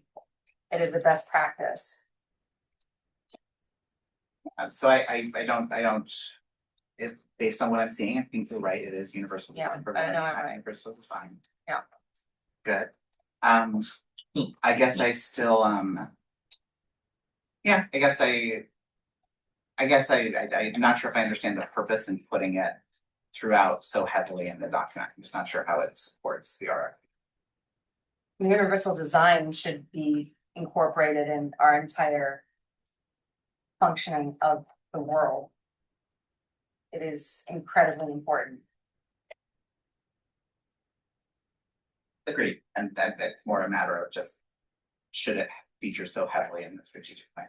I personally don't see that synonymous with inclusion and equity. I mean, again, it's not something we're voting on. I just wanted to highlight my perspective as an individual board member.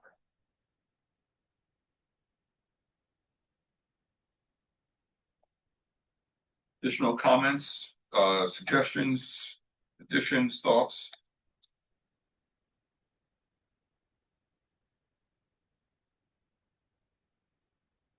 Although we don't have specific dates as of yet, what's the time frame between when it's sent out and when you expect response? Not selection. But that's the date we can insert into the document as well, when we expect responses. Again, this is completely driven by you all. The information you want to be in there will be in there. And we took the feedback from the last session, which was to highlight and include what I thought was an omission from the first iteration, universal design. So yes, we're open to anything. Yeah, we're the drivers of this. What you are in your RFP. People will respond within 2 weeks or 2 months, whatever you go.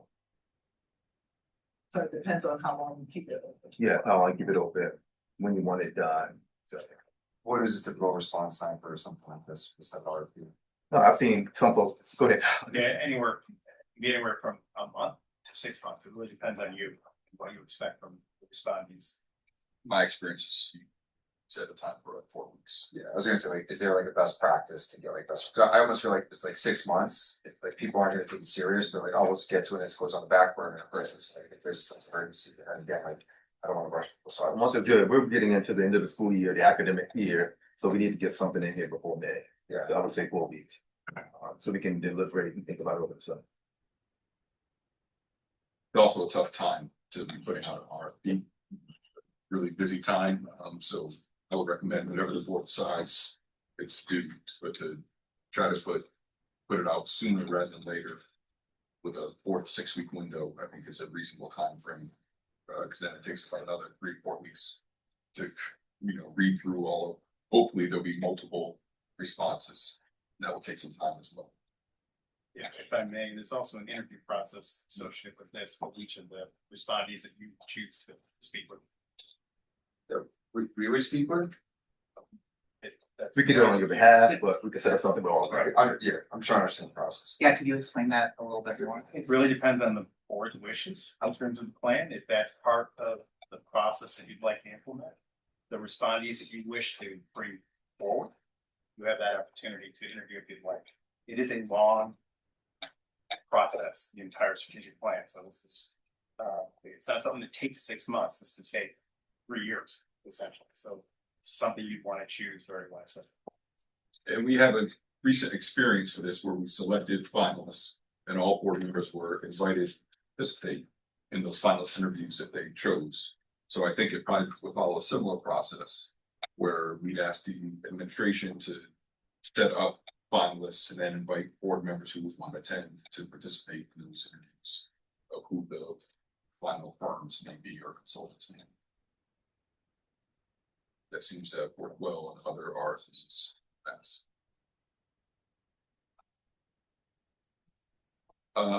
If board members had thoughts to send your way about particular items, how much time would you need for a turnaround time to have an RFP ready to send out?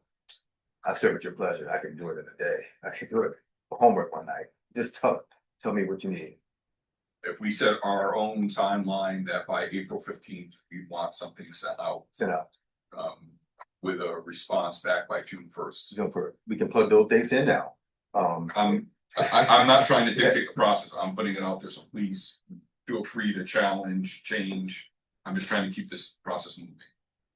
And so you would describe it to be a quick process, so that feels quick, right? That feels. If folks are ready for it to go as it is, you can say, Dr. Brown, do it tonight. Or get it out by March 1st or April 1st. March 1st already passed, I know. That'd be a quick turnaround. I was like, there's some other dates though we need to plug in that y'all wanted to talk. If we're gonna do it that quickly, we need to know when we want this done. We want to send it to the community. It's quite a bit more. So for right now, I'm looking for some suggestions about the language of the RFP and then the timeline will be next. Right. Additional questions, comments, additions, changes about the language of the RFP.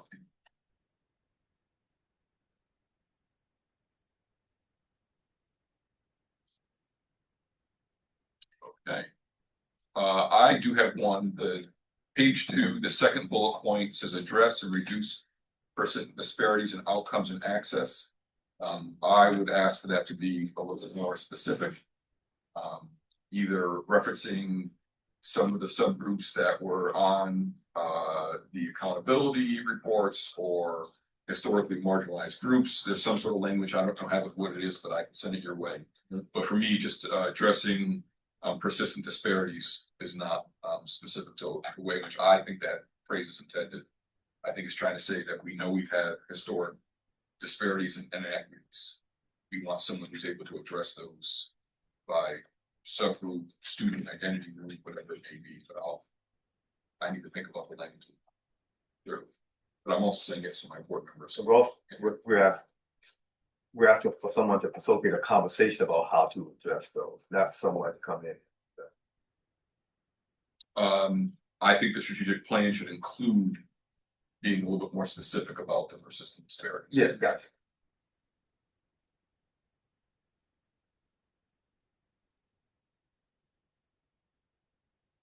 All right, good folks, where we find ourselves. How do we? Yeah, I mean, I'm not quite Without a motion, I'm not sure how we. So we can send out an updated version with some updated language and some of those initial dates. And maybe we can also, via board docs, also land on collectively a end date, like when we want this thing done.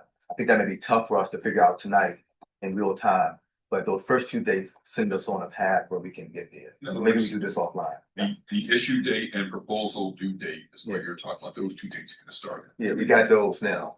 But I'm also how long do we want this plan to last? It could be a 6-month process or 6 years. Like we gotta, and that's one of the dates that needs to be plugged in. And that will then drive who's gonna respond. Wow. Please.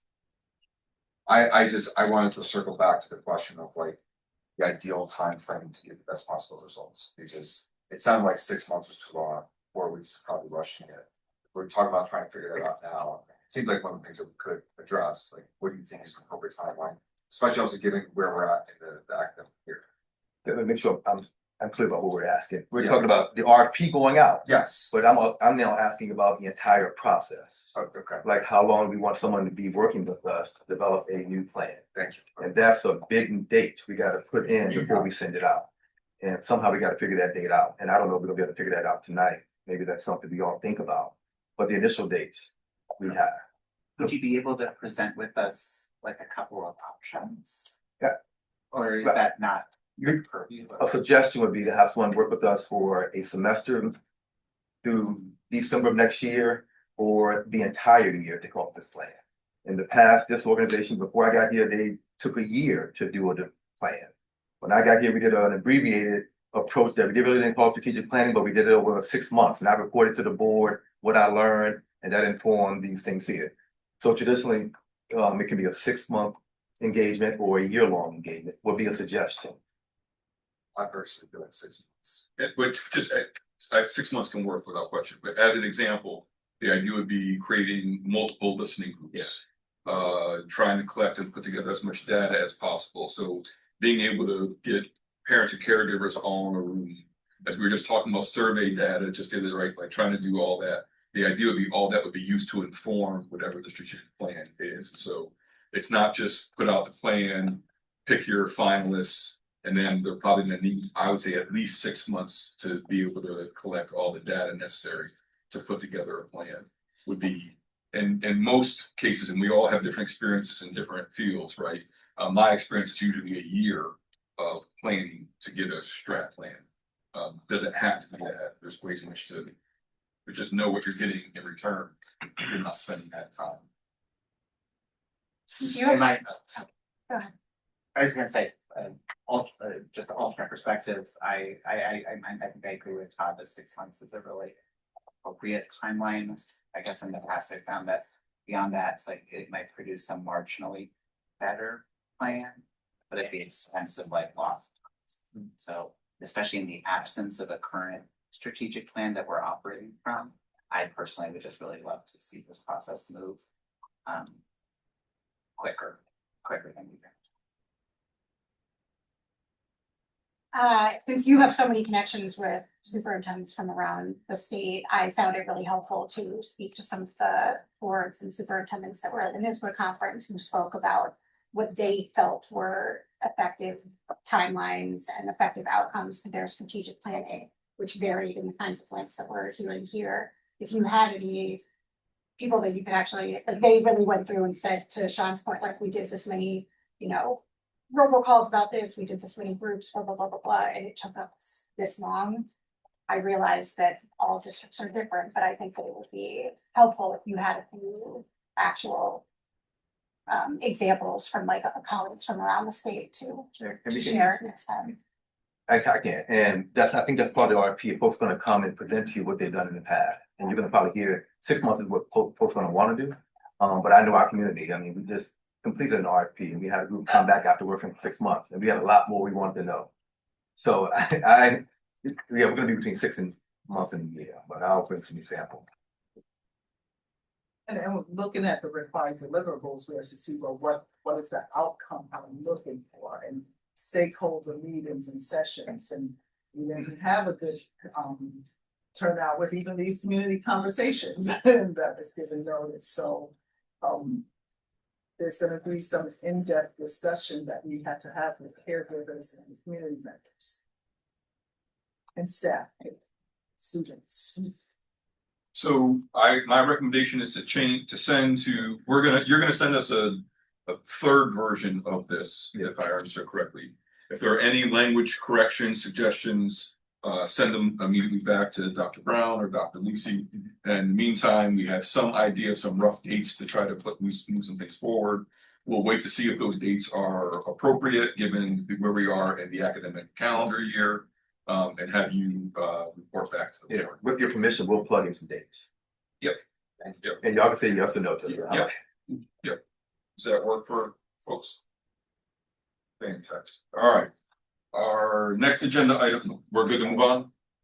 Next agenda for this evening is the budget development, agenda item 10.7. We've been looking forward to this one. Thank you. And this is a continuation of our conversations. We always say that budget is a year-round conversation, and it continues to be. And we've had some significant conversations at most recent board meetings and committee meetings, including the most recent finance committee meeting, which you're going to hear a lot of the same information tonight. A lot of macro information and getting to some micro as well.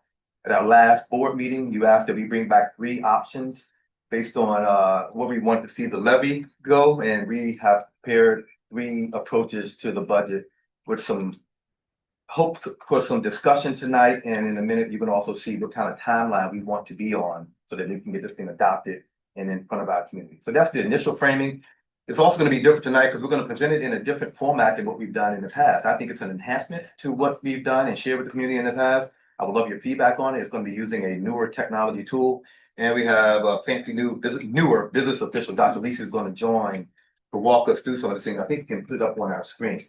So what you're going to be getting will be this budget. We've been asked often, what is the budget? Can I hold on to it? We think this may be the best iteration of giving someone the budget that we've ever had. It's no longer this long freedom binder or something we could never print. But now, Don, if you could walk us through the tool and our presentation of the numbers and what we're recommending to the board. Thank you, Dr. Brown. So slightly out of character and practice, I'm going to stand and deliver. I just want to make sure I'm following the rules. Yeah, you good. We're going to sit and get. That was good. So as Dr. Brown mentioned, we are sharing the budget in a slightly different way than what we normally do. We refer to this as the budget book. And the reason why we did this is, A, we want to continue with the level of transparency that we've had over decades. We also want to make sure that we provide this in a linear approach and we tell a story about the budget. So the ultimate goal is to make this as easy as possible for folks to understand and ingest. So bear with me, we'll kind of go through this. This will be available online, and it's now one link. So you click on the link and you kind of go through the whole story and you can see this for yourself. The way that this is designed, just so everybody's sort of aware, it starts at the 30,000 foot level, this grandiose, big number picture, and it kind of works its way down into the granular level. So the reason why I'm standing and deliver, it's a lot of small figures here. So if there's any questions, point it out and I'll try and get with those. So first, this starts at the financial section. There's a whole lot before that. Folks that are interested, everything from our mission and vision after. So we'll start with the first page here. This is just a summary of our revenue and expenditures over several years. Just shows from 2024 through 2027 what what we anticipated our revenues would be, our actual revenues, and what our actual expenditures were. And if folks mouse over this when you're online, it'll show you the actual numbers. So we'll go ahead and progress through that. So we'll start, and we've talked about this before. This hasn't really changed. This is a summary of our revenues, kind of where we are at this point here. This is you're kind of used to this story at this point. The largest part of our revenues, about 68, almost 68% of it is the local tax share. And if I'm using there's a 4.18% tax cap figure that I'm using because it is the one figure that we have. It's definitive. It hasn't been decided, but I'm using that because that is the calculated figure we have at this point. So you'll hear me talk about that. At the end, we'll talk about other options, but I'll use that right now. At the 4.18 figure, the tax levy would be at almost 120 million. It's 119.8 million. And again, that's about 67.5%. State aid is calculated at about almost 42 million, 41.99. That's almost 24% of our overall revenue picture. Our reserves and fund balance, we typically roll that over from year to year. Our current use of that is about 8.5 million, which is almost 5% of our revenue. And we have other revenue as well. That figure is about 7.3 million. The bulk of that is our postage refund. And there's some other revenue built in there as well. If you can scroll down just a little bit, we can see we break that down so that can be explained a little bit further, so line by line in terms of what our revenue looks like. So you can see our state aid is our foundation aid, the largest piece we have there, and so on. Our other revenue breaks it down a little bit. Some of the funding that we receive from other sources, and our totals are there. At the very bottom, our use of reserves and fund balance. So I'll pause here for a moment. Any questions about our revenue? I realize it's the third time we've been through this, some iteration, but this has not changed. Yeah. Very good. All right, we'll move on. So the state obligates us to report our budget for the most part, and what's referred to as the three-part budget. So we'll start with this, and then we'll kind of work our way down. And I'll show you the proposed budget in several different formats. So we'll start with the three-part budget. And this is broken up into the program component, capital component, and the administrative component. The program component is our largest section. For the most part, it's what supports instruction. So everything from teacher salaries and equipment and so on. Our capital component is what keeps the buildings running, energy and so on. And the administrative component is the district management, and that includes school board expenses as well. What we like to see here is this sort of breakdown. You have the largest component, of course, being the program. And that in the current year is about 74.54%. If you look at the proposed, just mouse over that real quick. That's 74.28%, just a slight drop in that. How do you mouse over the dark blue if you would? That's the capital component. So the current year, it's about 24.6 million, which is 14.6%, as opposed to the proposed, which is 26.4 million, that's 14.9. And the last is the administrative component. In the current year, it's 18.3 million at 10.86%. And we see a slight decrease in the administrative component for the proposed budget. It's 19.2 million at 10.82%. And then if we scroll down a little bit, we show that in a line by line format, what those expenditures look like. And what we do here is it shows it in those three different components, the current year and the proposed budget here for 26-27, and how those are broken down into the three sections. Questions with this? So what you'll see next is different ways of explaining the proposed budget and different ways of viewing it. But this is what we normally have to report. This is what the state requires. So we'll break that down a little bit further, if you wouldn't mind. So this is by object summary. This is just kind of one way of looking at the proposed budget. Just in big terms, obviously our salaries and benefits, that's the largest part of our budget. You can see that clearly here. And then it breaks down even further into the different areas, our contractual obligations, our borrowing. We talked about that when we talked about capital project and so on, transfer supplies and equipment. And it breaks it down into those figures there. Again, this is at 30,000 feet. And then we can break that down even further so you can see that in a line by line format. So I'll have you scroll down even further. It's the sort of the same thing. Here's the line by line for those elements. And it shows you where we currently are in the budget what the proposed increase is and the percentages for those. Questions here? I'm sure you've got all this counting down and you're good to go. So we're all set. Very good. All right, we'll scroll down. This just shows the current budget at 169. I'll have to go right back up. Oh, you're fine. At 169,031, and the proposed budget is 177.6 million, and the proposed increase is 5.09%. And without getting into too much detail, what I can share with you is that the overall increase is primarily due to inflationary rises. The cost of living has gone up a bit, energy costs and so on. Our contractual obligations certainly plays a role in that. And also we're seeing some of our grants fall off, and the certain programs are now being carried to our budget. So things like our literacy program, that's part parcel to our budget. So again, we'll scroll down a little bit further, just a different way of explaining that in state area, and you'll see it's the same thing that's just explained a little bit differently and broken down at a slightly different level. So instruction costs, our distributed benefits and general support and so on. It makes more sense if we scroll down. I'm doing this in fast forward, so stop me if you need anything clarified. Again, just another way of breaking that down, and we can scroll down a little bit further. As far as we go. That's it. We don't scroll it. We'll go to the next page.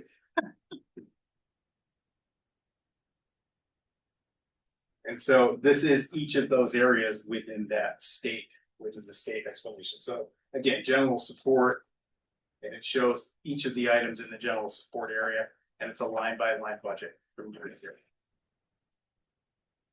The larger picture of that. And if we can go right straight through to the next level, this is general support that shows those.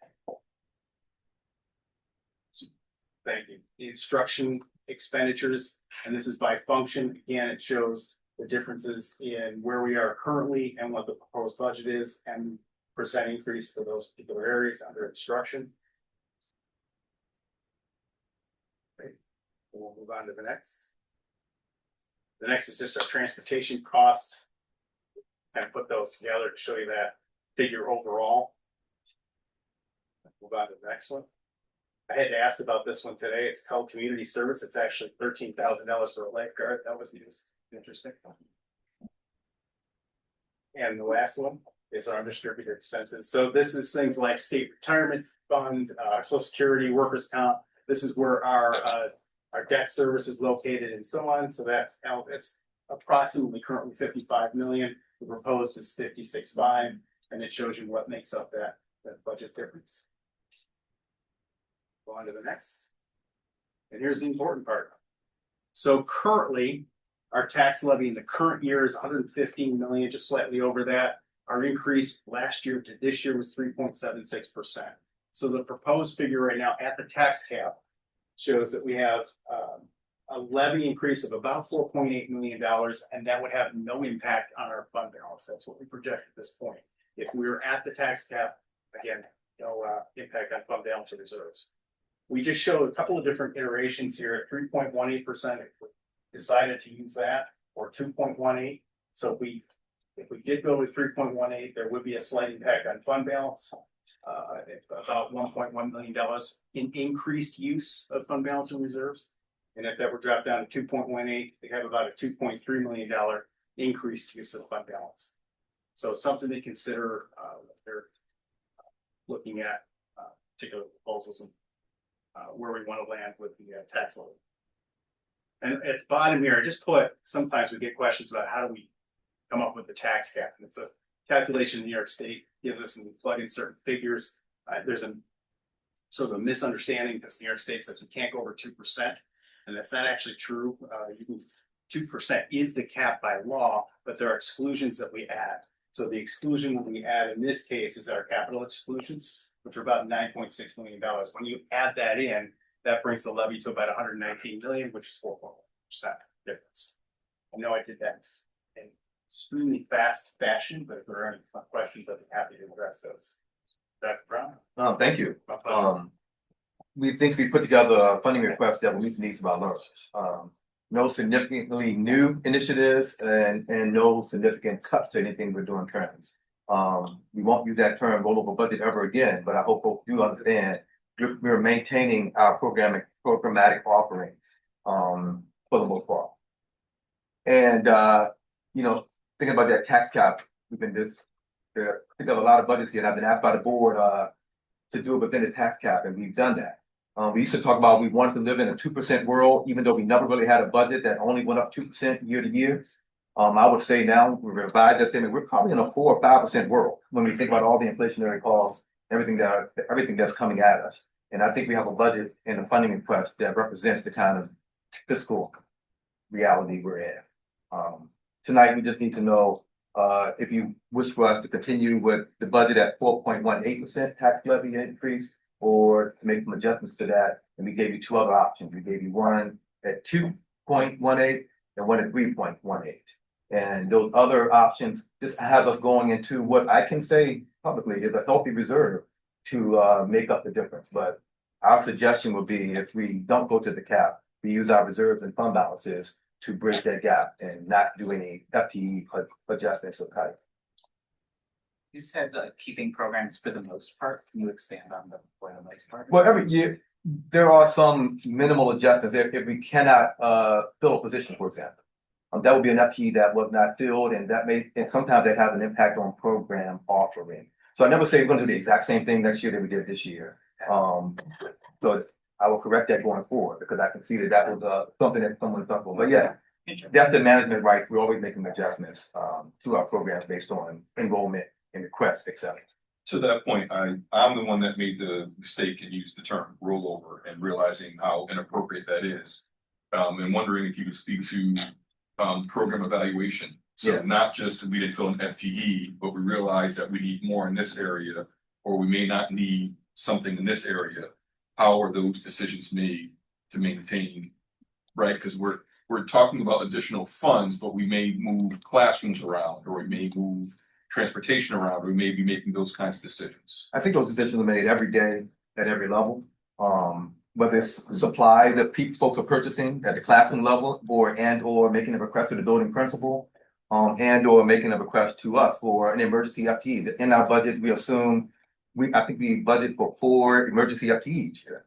So if there's a class size that we think is a little too large, or we want to make sure we maintain a program in a particular building, even though we don't have the enrollment at the time, we can make those kind of decisions at the central level. So those are management decisions I think are made at all levels every day, based on the monies that are available to us. I have to always ask the crystal ball question. I regret mentioning crystal ball. No, but I mean, there are always things that we don't foresee. So particularly, oil prices skyrocketing came out of what felt like nowhere. And I mean, I imagine that has an impact on not just transportation costs, but energy costs. Absolutely. So, I mean, when we're thinking about how unpredictable things are right now, I think about safety. So in that regard, Sure. I mean, I don't even know if I have a question. I just feel like we have to. I will. I think I understand. So, Yeah. Particularly when it comes to energy costs, we try to have the foresight to look ahead and not assume, that it's going to continue to go down. So energy has traditionally cycled, and so we kind of take that into consideration when we plan the budget. This does take that into consideration. Okay. And let me also say, we're talking about $170+ million. And those kind of spikes, you should be expecting your superintendent, your business official, and the team to manage those kind of spikes in any particular area with that kind of money and the kind of fund balances we have. Now, there are some districts near us where their budgets are a fraction of ours. Something like this can really impact their day-to-day operation. But we're just because of the scale, we're able to accommodate some of those needs and shifts more easily. It also speaks to the importance of keeping a healthy fund balance. In case we have an issue, that's really what that can be used for. Speaking of which, and watching education institutions, both at the K-12 and secondary level, try to negotiate a very difficult fiscal situation. I am, as one board member, of the belief that you have a fund balance for a reason, and that there are times in which it's necessary to be able to mitigate the costs to taxpayers. So while we can go up to 4.18, as one board member, I don't think I would recommend that. I would recommend, because we do have a healthy fund balance and it wouldn't have a significant worry, it wouldn't be like we went from, a healthy fund balance to now we're in trouble. And I understand that those costs repeat year over year over year. But I would be much more inclined to thinking about a 3.18 increase to the levy as opposed to a 4.18. That would seem a much better use of the fiscal health that we put the school district in to be able to use some of those funds to mitigate the costs onto our local property tax owners. Yeah, I'd just like to double down on what Dr. Brownwell said, and I said this, last week at the finance meeting. In terms of expenditures, I'm solid what we have. I think that's a lock. To me, the critical point here is where we're going to land on the revenue side, particularly on the tax cap number. I like the scenarios with the high, medium, and low. What I like to see, to the best you can, is what you think to be the most likely 5-year projection on the unassigned fund balance in each of those scenarios. Because what I'd like to do is try to bring the tax levy down as much as possible, but to thread the needle and make sure that we're leaving enough in the unassigned fund balance, and particularly that we're not affecting allocations from the unassigned fund balance to any of the reserve funds, particularly because we have reserve funds that have obligations, for example, to employee health care and so on. So just a little sensitivity analysis on kind of what's the relationship between each basis point you reduce the tax levy and what that looks like for the fund balance and reserve fund projection. Sure, absolutely. Yeah, I agree with Garrett, because I feel like otherwise it feels very arbitrary trying to decide, like, well, do you want to dip in 1 million? Do you want to dip in 2 million? Yeah. Like, how would we decide? The other thing I guess I would want to raise is just that if we take some of the budget out of the fund balance, it will affect next year's ask to how much we can raise, our levy. So that's just something else to consider, that if we take, I'm not even sure which way I feel right now, but I'm just pointing that out, that if we do go into the fund balance and we ask for fewer dollars this year and next year it's 3%, then it's 3% of fewer dollars. So it's just another thing to consider. Adam, I agree. I think the one thing we have to consider is we also have been asking folks to be efficient with the use of expenditures. So it's possible that while we may have an assigned projected expenditure, that we still could come in under that as well, right? So it's not an automatic, but I completely agree with what you're saying, right? That it has an impact for every year moving forward as well, and we have to be cognizant of that. And given our past, audit as well, there are ways in which we don't have to spend all the money that we've allocated, or we won't spend. We don't fill a position, something else happened. Maybe we get a new grant coming in, right? There's other ways in which that revenue side can increase, or hopefully maybe our expenditures can decrease as well. You mentioned We get lotto. I don't know. Can we play lotto? There's a school district. Yeah, I play. I don't care. Yeah. You mentioned that one of the programs, the grant is no longer here. So therefore we're going into operations or administrative funds or. Sure. So I'm glad you asked that. So one of the issues that a lot of districts have run into is the legacy costs associated with COVID grants. And so, for example, one of the contracts that we were part of was a 3-year term contract. So even though the COVID fund ended, we had paid for the 3-year term contract at that time, and that 3 years is now ended. But it's a successful program. I think literacy was one of the programs that we're talking about. So to continue that, it has to become part of the budget now. So we had to increase the budget in those areas. It would be in the instructional area for the most part. Long answer to. I'm sure this was discussed at finance, and my apologies for not taking a look at it. Can you remind me of our calendar between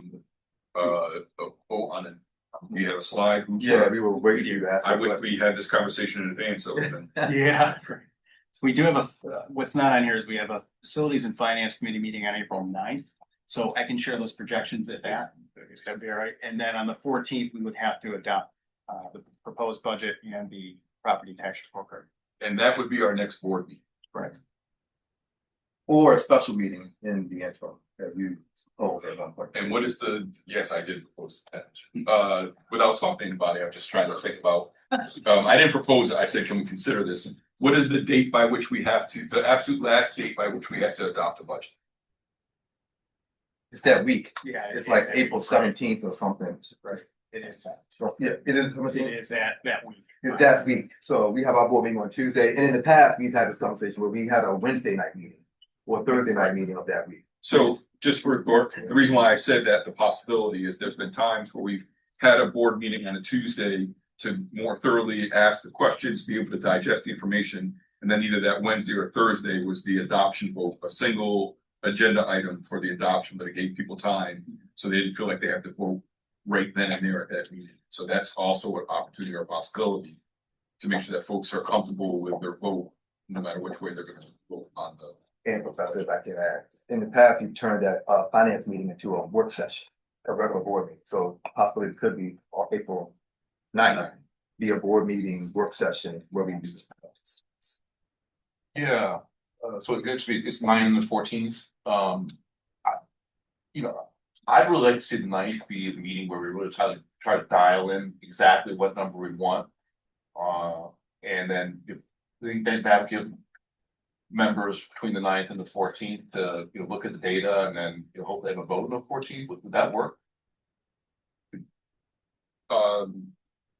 Yeah, I mean, talk to board members. The 9th is a Thursday. Yeah. And for the way in which we're currently progressing, this could change as well, giving some projections, right, looking at some sensitivities.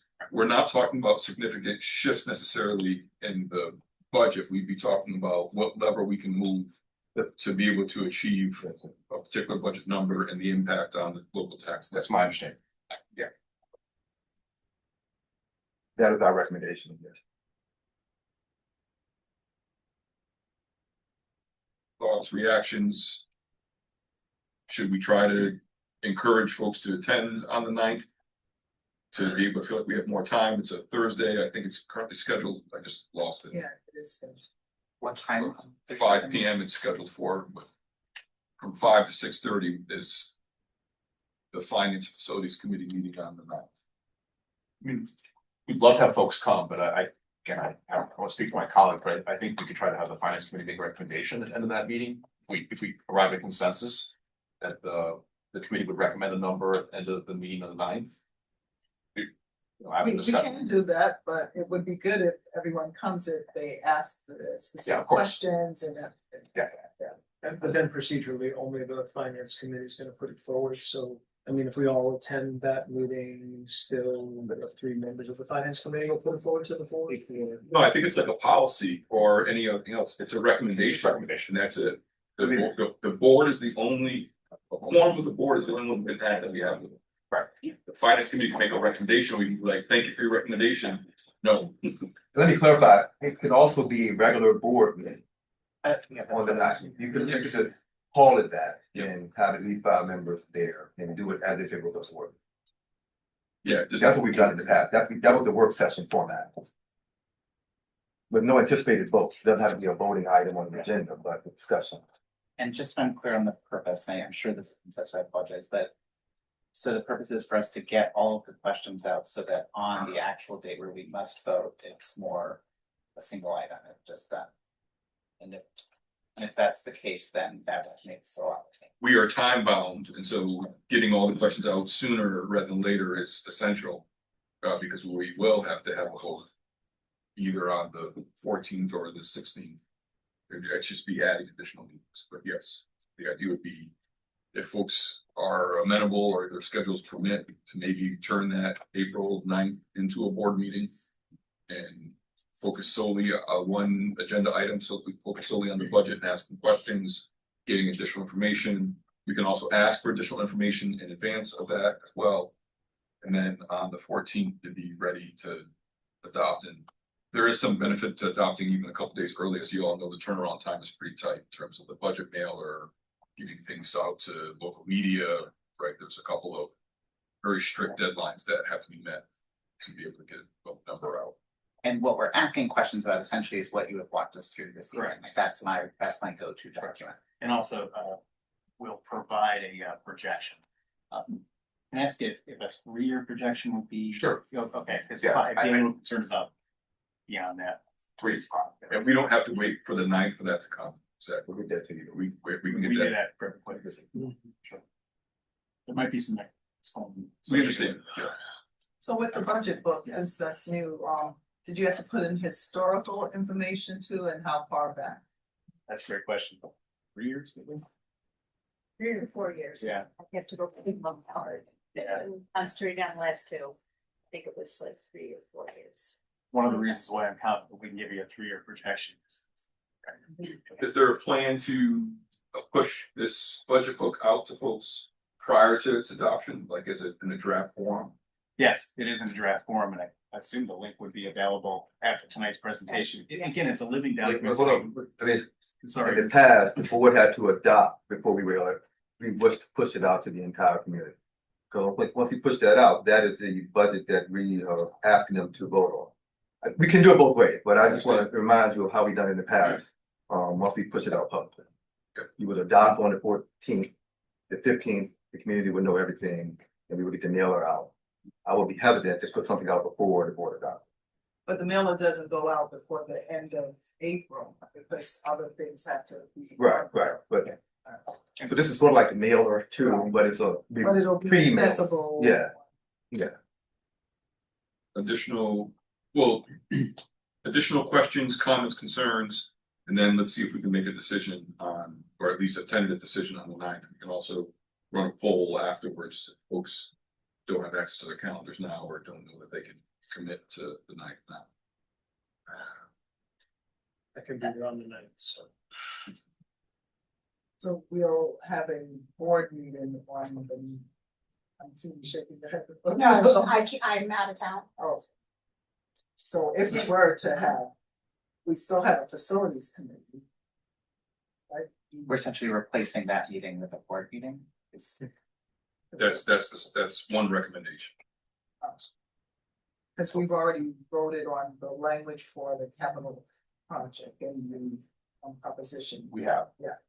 So we're just looking at a recommendation on the 9th. So, all the folks who come better, but if you can't, the vote would not take place to the 14th. Yes. Any additional, that part we'll follow up with via email or have Emily reach out to folks and see if we'll keep it as a finance facilities committee meeting or we'll turn it into a board work session. Both have been effective in the past, and the reality is what we call it as a matter of still be public notice and still, right, we'll still be able to have or just be a different forum. But the final vote will be on the 14th, The final- regardless of what we do. That's correct. That's the current calendar. And if you have additional questions or particular talking points, I would reach out to both Dr. Lisi and Dr. Brown. I would include both of them on there. Questions, thoughts, reactions? Well, there's always a level of uncertainty in the future, but looking at what other grants that we might not be able to access. Right. That we currently have, and we're doing this, Sure. projection. I don't foresee any issues. Right now, we have our title grants and our federal grants. I don't foresee those going anywhere. So the COVID grants were kind of a one-time. And we were all sweating here this time last year because that federal grant was being requested. And we're talking about a significant amount of money. It impacted everything from our negotiation strategy to what we were putting together as a budget. So I don't know if that was true. It does raise the question about at some point in time in our way about a grant writer that we had discussed at one time as well. And I'd like to revisit that conversation when the time comes at the meeting as well. Hearing no other major issues, we'll continue on with the agenda. Are there any other business items that the board should be addressing? I had one quick question that came up from a couple of community members, I think because today is nice. I would just love to know about air conditioning. How do I find out about air conditioning in the building? I was reminded also because of the safety plan and extreme heat. I remember last summer or spring or whatever it was, there were like some extreme heat days. And I feel like people were writing to me saying that some of the buildings did not have adequate air. I'm just curious. I don't think I've been part of conversations about that, but are they happening? And if so, I just love. They happen every year. And it's an unfortunate reality when you build a California style high school in the middle of the southern tier.